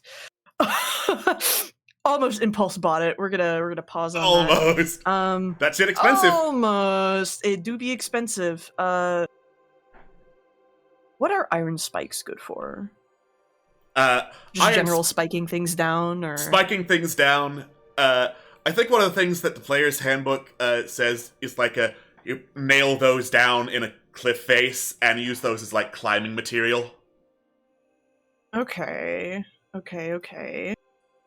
Me checking the cost of a python versus iron spikes to see what's cheaper. Yeah, iron spikes are multi-purpose, spiking purposes. True. No, never mind. No magical items. We'll take the 10 feet chain. Right. He doesn't even bother listing the price on this one. He just kind of mutters something as you put the gold down anyway. Thanks, Chief. Alright. And Tig will slide him 3 golds a tip. Not even then does he say thank you. Nor should he. Frankly, I'm glad he's allowed to read. On the job, I mean, you know what I meant. I don't know, I'm thankful that he's allowed to sit. God, yeah. Right. that God, too. imagine! True. Fuck. I matched. Oh my god.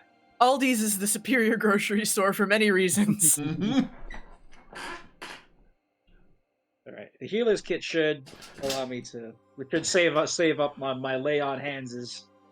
Yeah, that's good for stabilizing. It's real good for stabilizing. We're gonna need that. Stares at Nizip. Yeah. He didn't even protest. He was like, yeah. I mean, why fight? Why fight it? Yeah. It's okay. If you're not gonna fight death, we were gonna do it for you. I'm looking forward to it.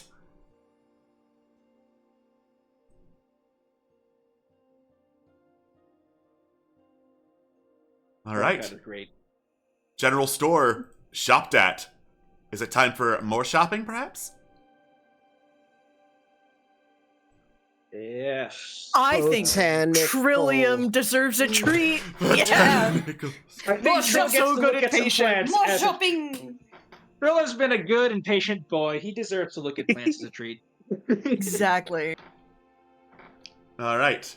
Yay! You head over into the Misty Mask. Immediately as you open the door, there's like an actual mist of some kind that permeates through the store, keeping everything nice, moisturized, much more humid than the area outside. There are all sorts of moist plants, bits of ivy, vines, bushes, all sorts of things on display, almost overrunning the floor here. And over at the front desk, there is a very fluffy-looking tabaxi woman who looks over as you enter. Oh, hello there. Please make yourselves at home. Come in from the cold and all that. Thank you. What was I getting? You wouldn't by chance have any plants that would be beneficial? I don't even know if this is like a real thing, but like have beneficial like warming properties. Oh, actually, yes. I had exactly the thing. If you'll take a look here, she gets out from behind the counter, directs you towards like a shelf of different kinds of lichens. Now, this here is sunburst lichen. It's 25 gold for 1 square foot patch, and it will emit warmth and light when it's planted, and when, of course, it grows. Whoa. What are, like, what environment does it grow best in? Oh, it's very resilient. It can grow just about anywhere that it can get water. Excellent. Good. Yes, good.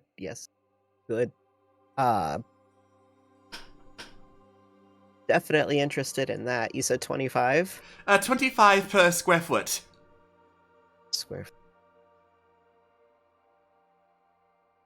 And sorry, it warmed what was the radius of that? I'm not very good at math, but if it's around you and you are resting by it, it should keep you warm just fine. It also should glow just fine, because, sun is more than just warmth. Of course. For mechanical purposes, this is a torch that does not emit fire. Ooh, funky. I love that. Yeah, you just need to plant it somewhere. Yeah. Oh my god, does the botany shop have, like, cute little, like, portable, like, traveler's pots? Let me double check, because oh my god. Well, pots, if you're in the market for the top of the line, this one right here, she points at another pot with some Aquan runes engraved on the bottom of it. This pot is self-watering. Oh! What a place to be alive! Trill yes. is in heaven. Yeah. Oh, yes, I import nothing but the best from far, far off. Even managed to get it past the crab, with, of course, no small amount of help from my friends in the Sun Skies. Oh, of course. Hearing the Sun Scars kind of, like, makes Trill a little sad. Oh, but... oh my gosh. Wow. Excellent. Yeah, I assume this is, like, a pot that I can probably just, like, fix up with, like, a rope or something and, like, secure, so I'm not just, like, holding a plant. Yeah, carrying a pot across an area. Yeah, you could probably, like, tie it to something. Plant. I'm picturing, like, Yeah. a baby sling on the chest. Yeah. With, like, Trill, a baby Bjorn. Little baby Bjorn Let's with his go. plant. Now, this pot I goes love for 25 gold. You got it. So yeah, if, I would like plant and the pots. Are there any other local seeds you would recommend for this particular climate? I know it's a little bit on the chillier side. Well, mostly I do importing of plants, but I'm sure I have a couple of locals. If you wouldn't mind waiting while I go look through the catalog? Of course. As I go look through the catalog hurriedly. Plants. Heyo.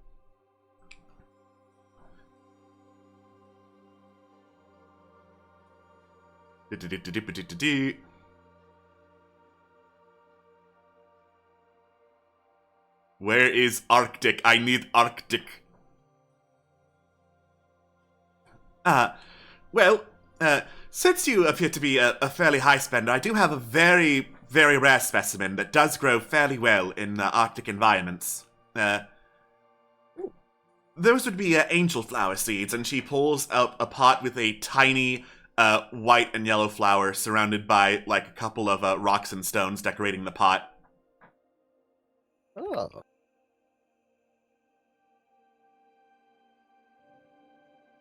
Any particular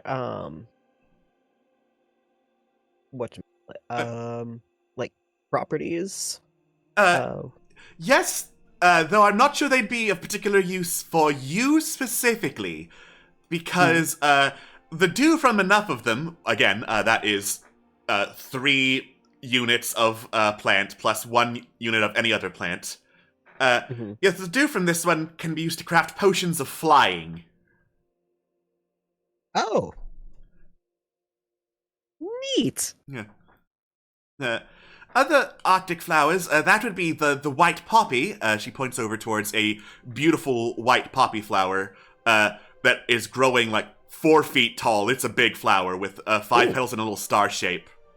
Those also grow pretty much only in the Arctic. Okay. Do they have any other like qualities, or are they just little guys?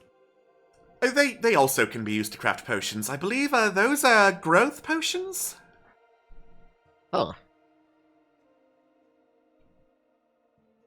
Fascinating. So, well, thank you so much for the info. I would be interested in those seeds as well. How much are those? Let's see. For the poppy, that would be 10 gold each, and 25 each for the angel flower.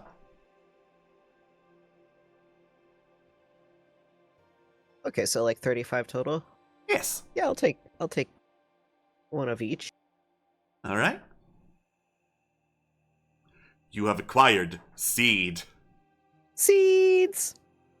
Seeds. From a seed and Yay. seed, form of the checks. Hold on, mathing is math, and I don't know how to do math because I'm gay. Of course. True. True. So true, bestie. It cancels out with my Asianness. Okay, so if you click on your character sheet by where all your coins are, there's a little button to the left. If you click on it, it'll let you manage currency, and you can put in like different like amounts, and you can either like transfer or convert or whatever. So that might be helpful. Oh. I don't think it helps with actual just getting rid of it, but hey, it's something that might help in the future. Math is math. Sorry. Math Math, is math. math. Hey, at least it's all factors of 10 until Electrum gets involved. Mm-hmm. Yeah. Screw you, Electrum. You're not a factor And of 10. everyone just You're shakes their fists. Oh, Electrum. You're like the customary system. Election leans in. Honestly, I'm a factor of 5! Honestly, the most cringe part about Electrum is that its icon on this character sheet is blue, when it's obviously, like, Electrum is what Amber was referred to, and that's what Anyway. Anyway. Sorry, what was the name of the plant that, provides, like, warmth, that acts as the torch? I missed that, my apologies. That is Sunburst Lichen. Sunburst Lichen, thank you.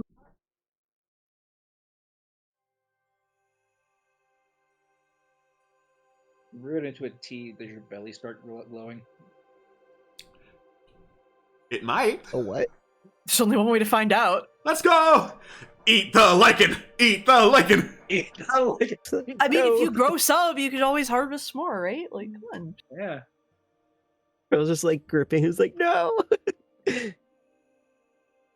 Megan's not gonna drink it. She can't drink. Megan can't. Megan's out Wait, here how do like, we potions should work? do science. Wait, hold on. Can potions work? Sorry, I'm getting sidetracked now. Okay. But yeah, I want to compliment your shop. It's beautiful. Why, thank you. You're dear. beautiful. Oh, you flatterer. But yeah, thank you so much for your help and the plants and seeds, and hopefully we will meet again. Oh, hopefully you've been one of my best customers this month.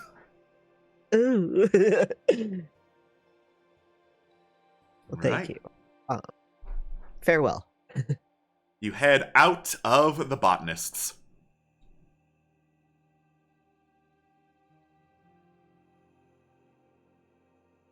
Got everything you needed then? Thank you for indulging me. I was just hugging the pot like in front of me and just like, yay. That's so wholesome. Scales and Good point. feathers, Trill. You ask for like one thing and then thank us for it? Fuck. Jill deserves it. Okay, what time is it? Kind of like squints up. Mid-afternoon. Good afternoon. You have plenty of time to kill. The rest of you can look for rumors. I did my rumors. True. Mhm. As your local probably has the best modifier to Yeah. investigation, Tag will look for rumors and just, I'm going to go like mingle or something, but I'll probably see if I can't afterwards get us lodging, unless somebody else wants to do that. Get us lodging at the local inn. The Defeated Throne. Interesting choice of word. Anyway. Tag's gonna scan for rumors. Cool. Investigation. Ooh. Wow. I Wow. rolled a 6, which makes it a 12. Cool. I'm gonna do a check real quick. Sure. All right.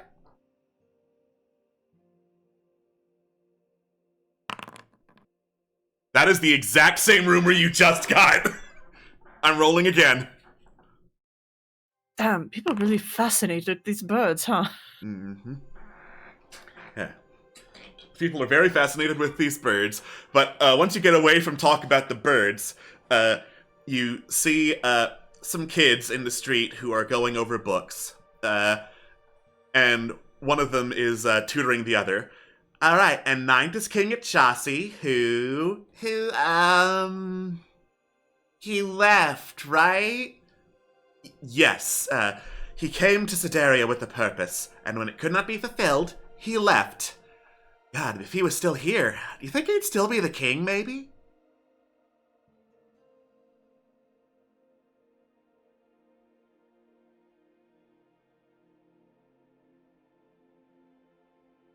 Damn. I don't know, could he? Mm.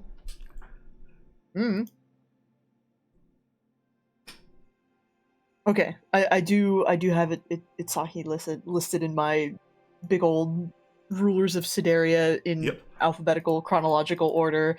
Shahi is Which- indeed the ninth king of Sedaria, according to the puzzle you Yeah. solved earlier. God. I'm glad we finally solved that puzzle so that we finally have an actual just list to refer to.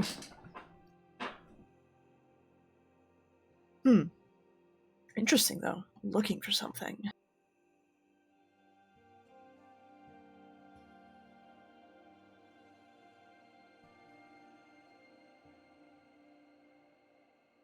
Well...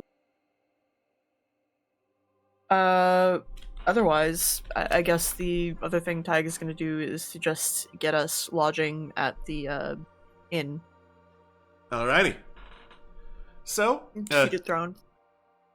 the Defeated Throne Inn, even being like in the middle of the afternoon, is pretty bustling. There are all sorts of different patrons in here, just chatting, having some appetizers, a couple of drinks. Like, at one table, particularly, there is like a Goliath, a kobold, another Goliath, but this one like stony rather than covered in like frost runes, and interestingly enough, a turtle that has like cat ears and a cat tail coming from their head and shell. They're chatting with each other. There is a halfling in full plate armor who is like going to all the workers here, like the various kitchen staff, front of house, chatting them up, giving them various instructions. And over towards a fireplace at the back of the inn, just lying down and relaxing, there is a big-ass sheepdog. Very, very shaggy, just having a little nap in the middle of the inn. Excellent. Oh my god. We should introduce Dario. Well, we can ask first. I think Tig first thing is going to, how much for lodging? Is 10 good?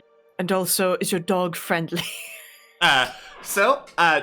Depends on what you want. Common room bed, shared space. That is going to be 5 silver a night to reserve a mattress. Private room, got a bed, wash basin, and a chamber pot. That's 2 gold a night. Mopsy's plenty friendly. In fact, she's pretty well trained. Would you like something to drink, perhaps? Let me show you. Just order something to drink. Yeah, absolutely. Tig will, fucking order something. Sorry if there was something that was supposed to pop up. I didn't see it. Yeah, no, there is no menu. But the cheapest thing to go get a drink is house ale, which is 4 copper a mug. I guess we can slum it with some house ale. They got other drinks, but for just demonstration purposes. For now. Tig forks over the 4 copper to become a paying customer. All right. You hand over 4 copper as the plate armor-clad halfling calls over, Mopsy! Ale! The dog opens her eyes, gets up, does a big old stretch, walks over to the bar, gets a mug between her teeth, puts it under one of the dispensers, presses down on it to put some ale down, then gets the ale between her teeth, trots over, and paws at you as she gets over to you. By paws, I mean she's probably like fucking like chest height on me. Tig takes the tankard and just very, thank you, Mopsy, pet. Thank you very much. Dario, does she expect tips? What's she gonna spend them on? She's a dog. Tig like looks at Dario and then just kind of shrugs. Yeah. You never know. Dario has been just like looking directly at Mopsy this whole time, and as Mopsy heads back over to her little nap corner, Dario immediately goes to follow her. Just don't bother her if she's working. All right. Also, do you have stable or like similar accommodations? We have a vehicle. That's all I just want to ask about. Yes. Stable rental is going to be, as I go look over that. That's 2 silver a night. Excellent. Yeah. The private rooms, are they just 1 per or 2 per? Two person, I mean. Private rooms are a single bed. I'm sure if you squeezed could fit 2. If you really want to fit more than 1, we do have a few luxury suites available. Those are 5 gold a night. Tig kind of like nods. All right. Well, I'll pay up for the. On average? How much do the luxury lodge on average? Luxury suite is 5 gold a night. But how much? No, how many people can it lodge a night? Easily 2, possibly 3 if you squeeze.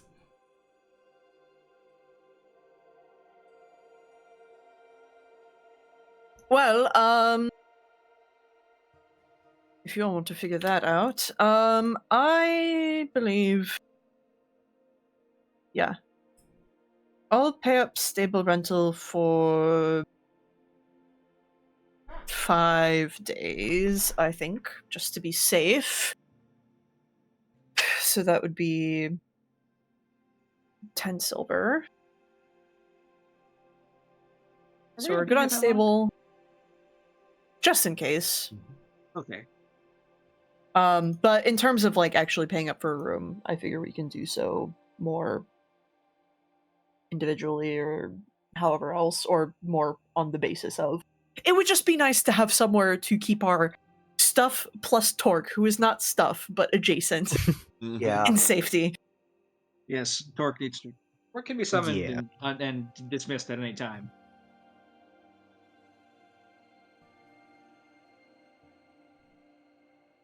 Excellent. If you're going to be staying for a little bit, then our house special is the venison pie. For those of you not into venison, we also have a pretty hearty stew. That's our main meal there. We also rent snowshoes if you're planning on making any particular treks out into the wide world. That's 3 silver a day. Do you have any that would kind of like plays with like my little like feet talons like fit? Oh, we could probably get some from the back. She gestures towards towards a back room, and you notice that above the back room is carved a symbol you have seen before. It is that symbol of like the dollar sign with a big old cursive D going through it.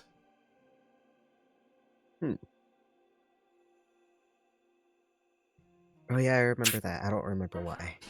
First, I believe that was the symbol that was at the fancy restaurant that we went to in the desert fairly recently, quote unquote, with Bemdiv. Yeah, I think that was her name. Bemdiv the Violent The had one one of who- those symbols at her Bemdiv the kitchen. Violent, who flash cut the fucking meat at our table. She's cool as fuck. Hell yeah. Ty just kind of like, please, if anything needed alteration, I could absolutely do that for you. I mean, I would never alter anything that was rented. Listen, I'll take a luxury suite for 3 days up front, please. And as for you all, I don't know how long we're going to be here, but Tag shrugs. Distribute as you will. Someone can stay with me if they want. So Tag will pay 15 gold. Well, that's Alright. awkward. I was just gonna pay for 5 days of the room up front.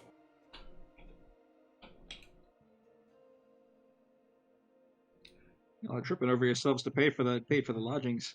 We want the luxury suites. They have baths. Yeah, pretty much. I deserve the finer things in life. Mm-hmm. It's not a want, it's a need. And we have the money for it. We do. We do. Tyke says this at a very, very low volume, so nobody else overhears. We have the funds. It's robbing time. You're gonna get robbed. Robble, robble. Rabble. Trill's okay with like a more standard room situation. How much were those again? 2 gold a night 2 gold? Yeah. for a private room. 2 gold is private room. Yeah. Common room is 5 silver. I'll do a private room. I'll put down for for like 3 nights up front. Alrighty.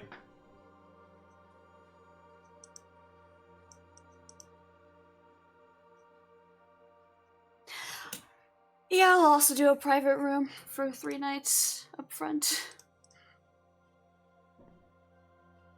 Megan taps her fingers together and asks if it's okay if she stays with Ty. Of course. More room for the both of us. In a myriad of different ways. Megan nods. She says she's out of Okay. silver coins.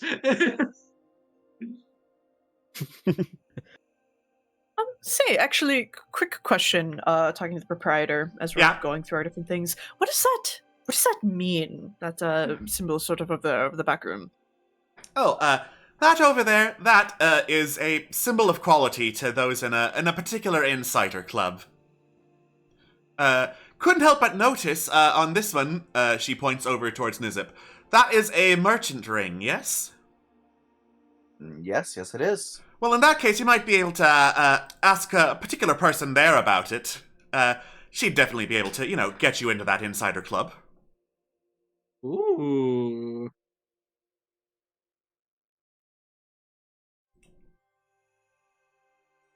Oh my god, I can't Exclusive believe the club, merchant you say. ring gets us into airport lounges. That is so That's funny. amazing. That is amazing. Let's look at the shops and the merchant ring. Yeah, it's like, does It's one of the like- symbols on the ring match the symbol there? I believe I may have said something different before, but if I said there was one that matched like a currency symbol, that's the one that looks similar.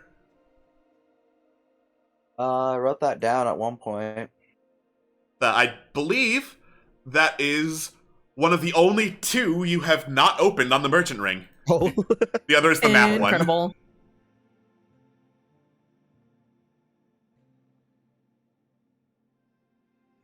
I'm trying to remember which symbol it is. Or which Symbol, shop it is. Symbol. Currency, symbol. Sorry, just looking through my notes. Yeah, what day did we list out the things on the merchant ring? Ooh, here we go. Oh my god. So, jewel, armor, loot, boner, backpack, dress, map. There's the parentheses, Siderian equivalent of $. Yep, that's the one. Dash haven't met yet is the accompanying note to it. So, the there it one is. we haven't met yet. Oh, we And can always these ring them up. At this are- point, there was 3 that we hadn't met yet. Well, let's see if we can't narrow that down. Keely Ferris. Yeah.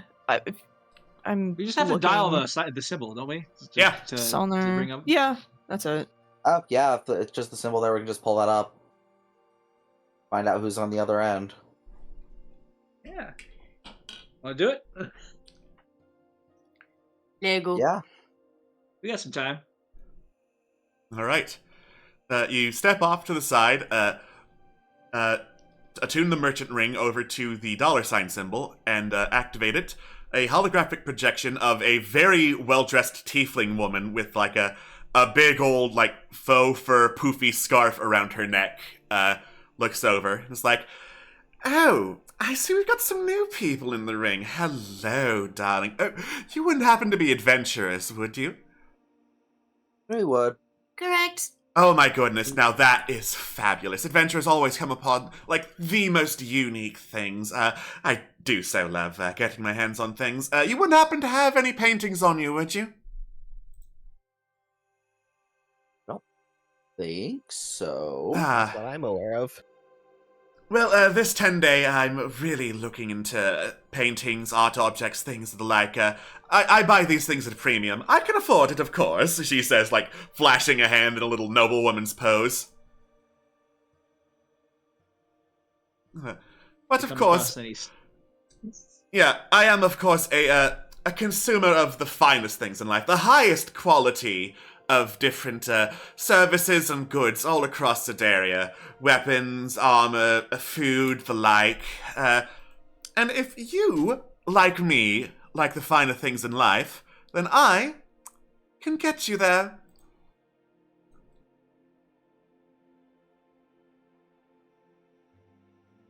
Certificates. I don't even- Debris. I didn't even see that one on the list. Or debris. Yeah, you hadn't visited it yet, buyer so certificate seller. yeah, there is now officially one shop on the list you have not accessed somehow. Oh boy, and that means Incredible. that I gotta update this Ooh. list because I don't. There's like 4 of them. We I can don't have on the cross-reference list. them off Yeah. stream. Yeah.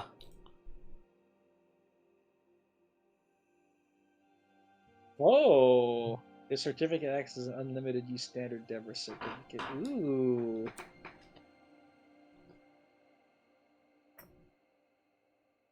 That's an investment. That's an investment we should make. Yeah, it is.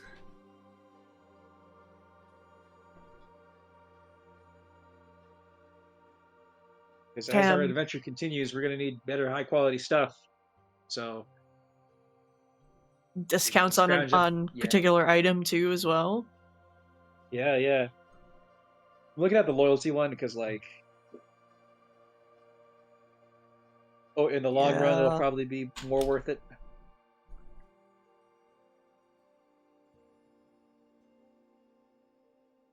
Though I that depends could- on how many times we actually buy the stuff, like over the course of the adventure. Yeah, it's like yeah, I could that's the thing. almost. Right. Yeah, I'd almost be able to get a platinum certificate without basically drain me.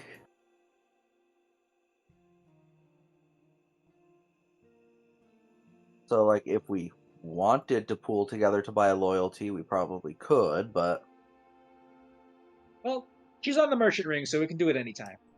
True. Yeah. Yeah.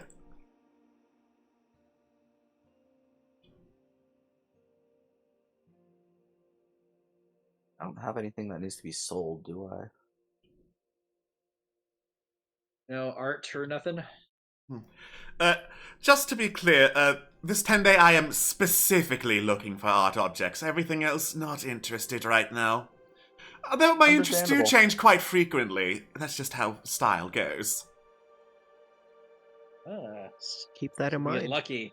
Hmm? Yeah. So, the mechanics of this particular merchant, you see the certificates. Those allow you to masterwork things that are not normally available. May include magic items that are not normally available in shops, but they must be at places marked with the Debris symbol. Or, she buys items of a particular category at a premium, usually more than you would spend to get them.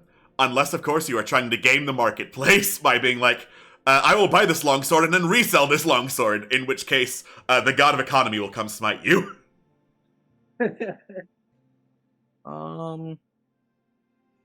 I think it'd definitely be good to have at least one of these on hand, and then we can ring her up to get a gold one if we see something we actually want.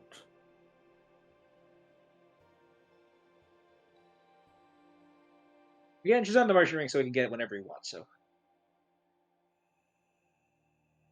We'd also still have to wait a bit before to acquire it after buying. yeah, true.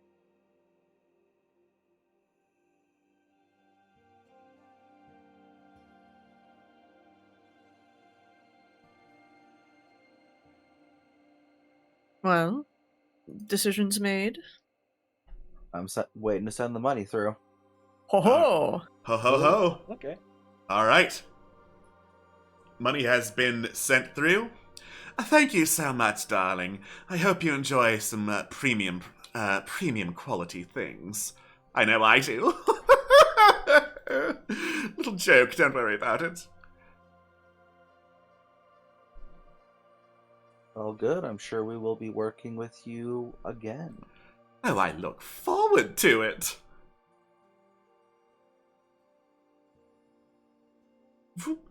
And she disappears from the merchant ring, because I'm assuming shopping with her is done. Yep. Yep. Mm-hmm. Mm-hmm. So now the last thing on the merchant ring that you have not previously encountered, or encountered either through the merchant ring or in person, is the map icon. Okay, so that means I gotta figure out what a couple of them are and update that list at some point. It'd be really funny if we bring up the map icon and all of a sudden Carolina's And it's Carolina. like, God. Yeah. That'd Hello? be I'm so getting a call. funny. What's that? A call? Yeah, hang on. Hello? Hello? Sorry, I'm getting some You know- interference. Just to take care getting of some it, can you just feedback? call 'em up? Yeah, let's call him up just to kind of see, especially, we kind of need to figure out Nick's course of playing. All right. Direction. So you turn it to the map icon. You activate it. Figure starts appearing. Carolina looks over. Oh no, and as she's saying that, this really large-chinned, like lantern-jawed human tosses his head to the side, hair swooshing off to the side, and is like, "Greetings and salutations! You shop at the storefront of Jerowall, celebrated explorer!" And you hear Carolina mutter, "Asshole."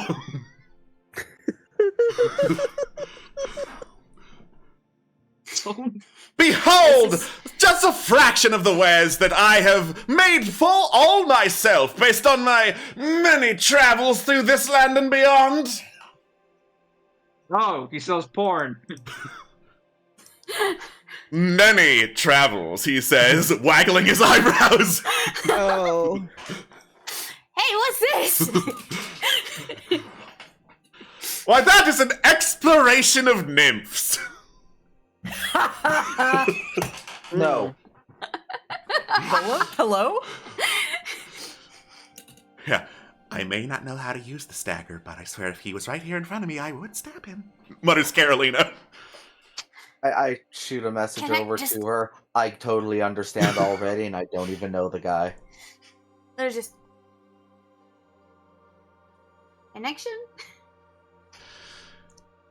This asshole brings mockery to the field of cartography. I am not a cartographer. I am an explorer. And a Yeah, dashing yeah. one, too. Keep telling yourself that. I don't need to. All the ladies do it for me.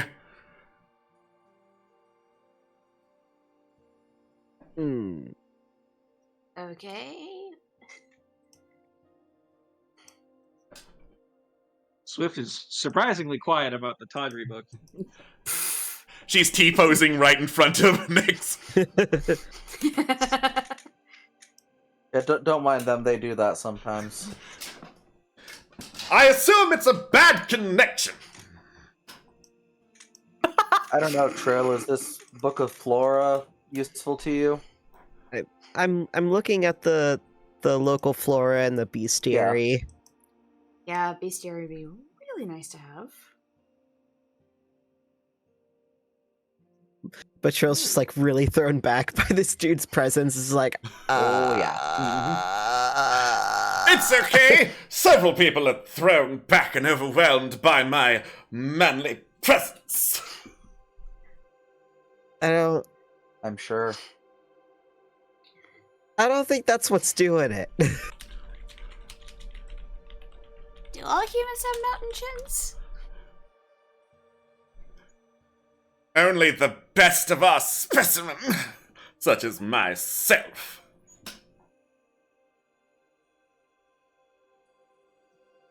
Goes back to looking at the wares, is really not giving any sort of shit. God. Because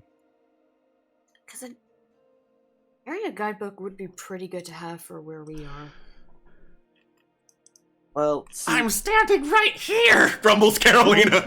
We have Carolina. my thought is Yeah, we have Carolina. That would be a waste of money. just, and I'm just gonna psychic link this because I don't want to say this out loud to this dude and completely ruin his self-esteem. Based on how these are described in the shop, I trust Carolina's infinitely more. Fair enough. You can say that out loud to Carolina. So, for mechanical purposes, his books are accurate, and they would be much more helpful if you had not already uncovered all of the world map of the overworld, and you have Carolina. Touche. Yeah.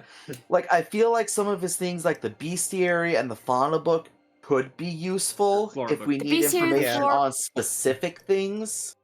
Because that's not Carolina's area of expertise. Bestiary, flora, history, and theological might actually be useful. Yeah. What, not the tawdry? Listen, the only reason I Useful can for say no, Swift. I play the child. As a little treat for Swift. Yeah. That's a little treat for Swift. I mean, that's fair. I'd like to explore some nymphs.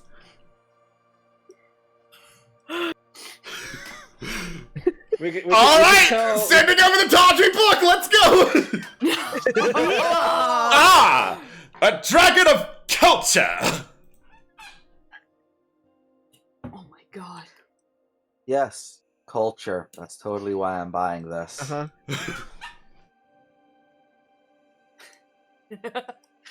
Well,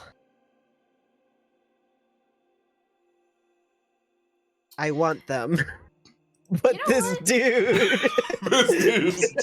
Hmm. You know what? I'm going to be. Oh god. Oh god. That's okay. No. I'm committing. Okay. Okay. I am committing. I'm getting that bestiary. All right, let's go. Let's get the bestiary. Although, about which animal, because it's a specific one, isn't it? Or is it just general knowledge? So it can be general knowledge, or you can say what type of creature you want it to be about, and abracadabra, it's that. I think for now, general might be good, just to kind of, especially like ones that we've encountered already, just to kind of keep track of the beasties that we've encountered at some point. Oh my god, it would be perfect common practice for him. To Yes! think Yeah, that- let's go. Yes. The dog says, woof, woof. The dinosaur says, Munch, munch. Munch, munch. The Hellwind says, "Ah!" Pain. Burn. Yeah, Trill's Yeah, gonna basically, go it's for the flora. Go for it.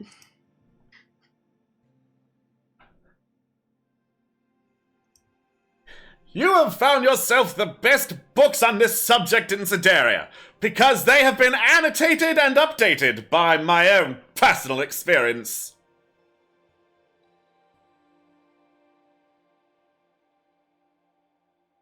Okay, so like if Trill could make like the face in like Soul Eater when Excalibur comes up, like he would.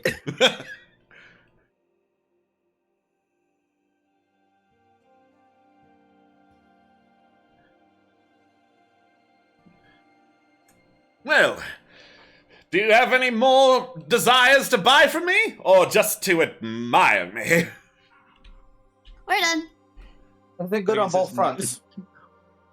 Very well. Then I shall be off doing what I do best, being a celebrated explorer. He tosses his hair once more, and the ring disconnects. Walk over to Carolina. Hug her. You do such a great job. We don't appreciate you enough. Let's Yes, sing your praises for longer. that's correct. That's all correct. Yeah. And into the locked box it goes. Oh my god. You want it, Swift? Learn to lockpicks and contribute something more to the party. I bet. Swift flies right through the lock into the box. That's not how that works. A Wait, lock that's does not illegal. go into the box. Yeah. Wait, that's illegal. Yeah. You see two middle fingers popping out of the lock at you. You underestimate my private room. power. you gave her You're a just private room in to the read lock. it in.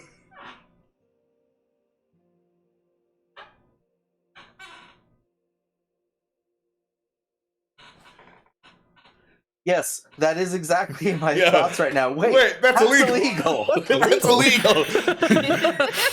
When have I ever concerned myself with law? True! What are you, a cop? Anyway, Get over here. Let me draw. Right. And with that, rooms are acquired. It's starting to get late afternoon. And before anything else gets done in Peace Promise, I think here is where we're going to cut it. This was a this is a pretty nice downtime session. There may be some more downtime and exploration next time, but it won't be next week because I'm out of town. Woo! We will see you all probably in 2 weeks. Bye-bye. Bye. Bye.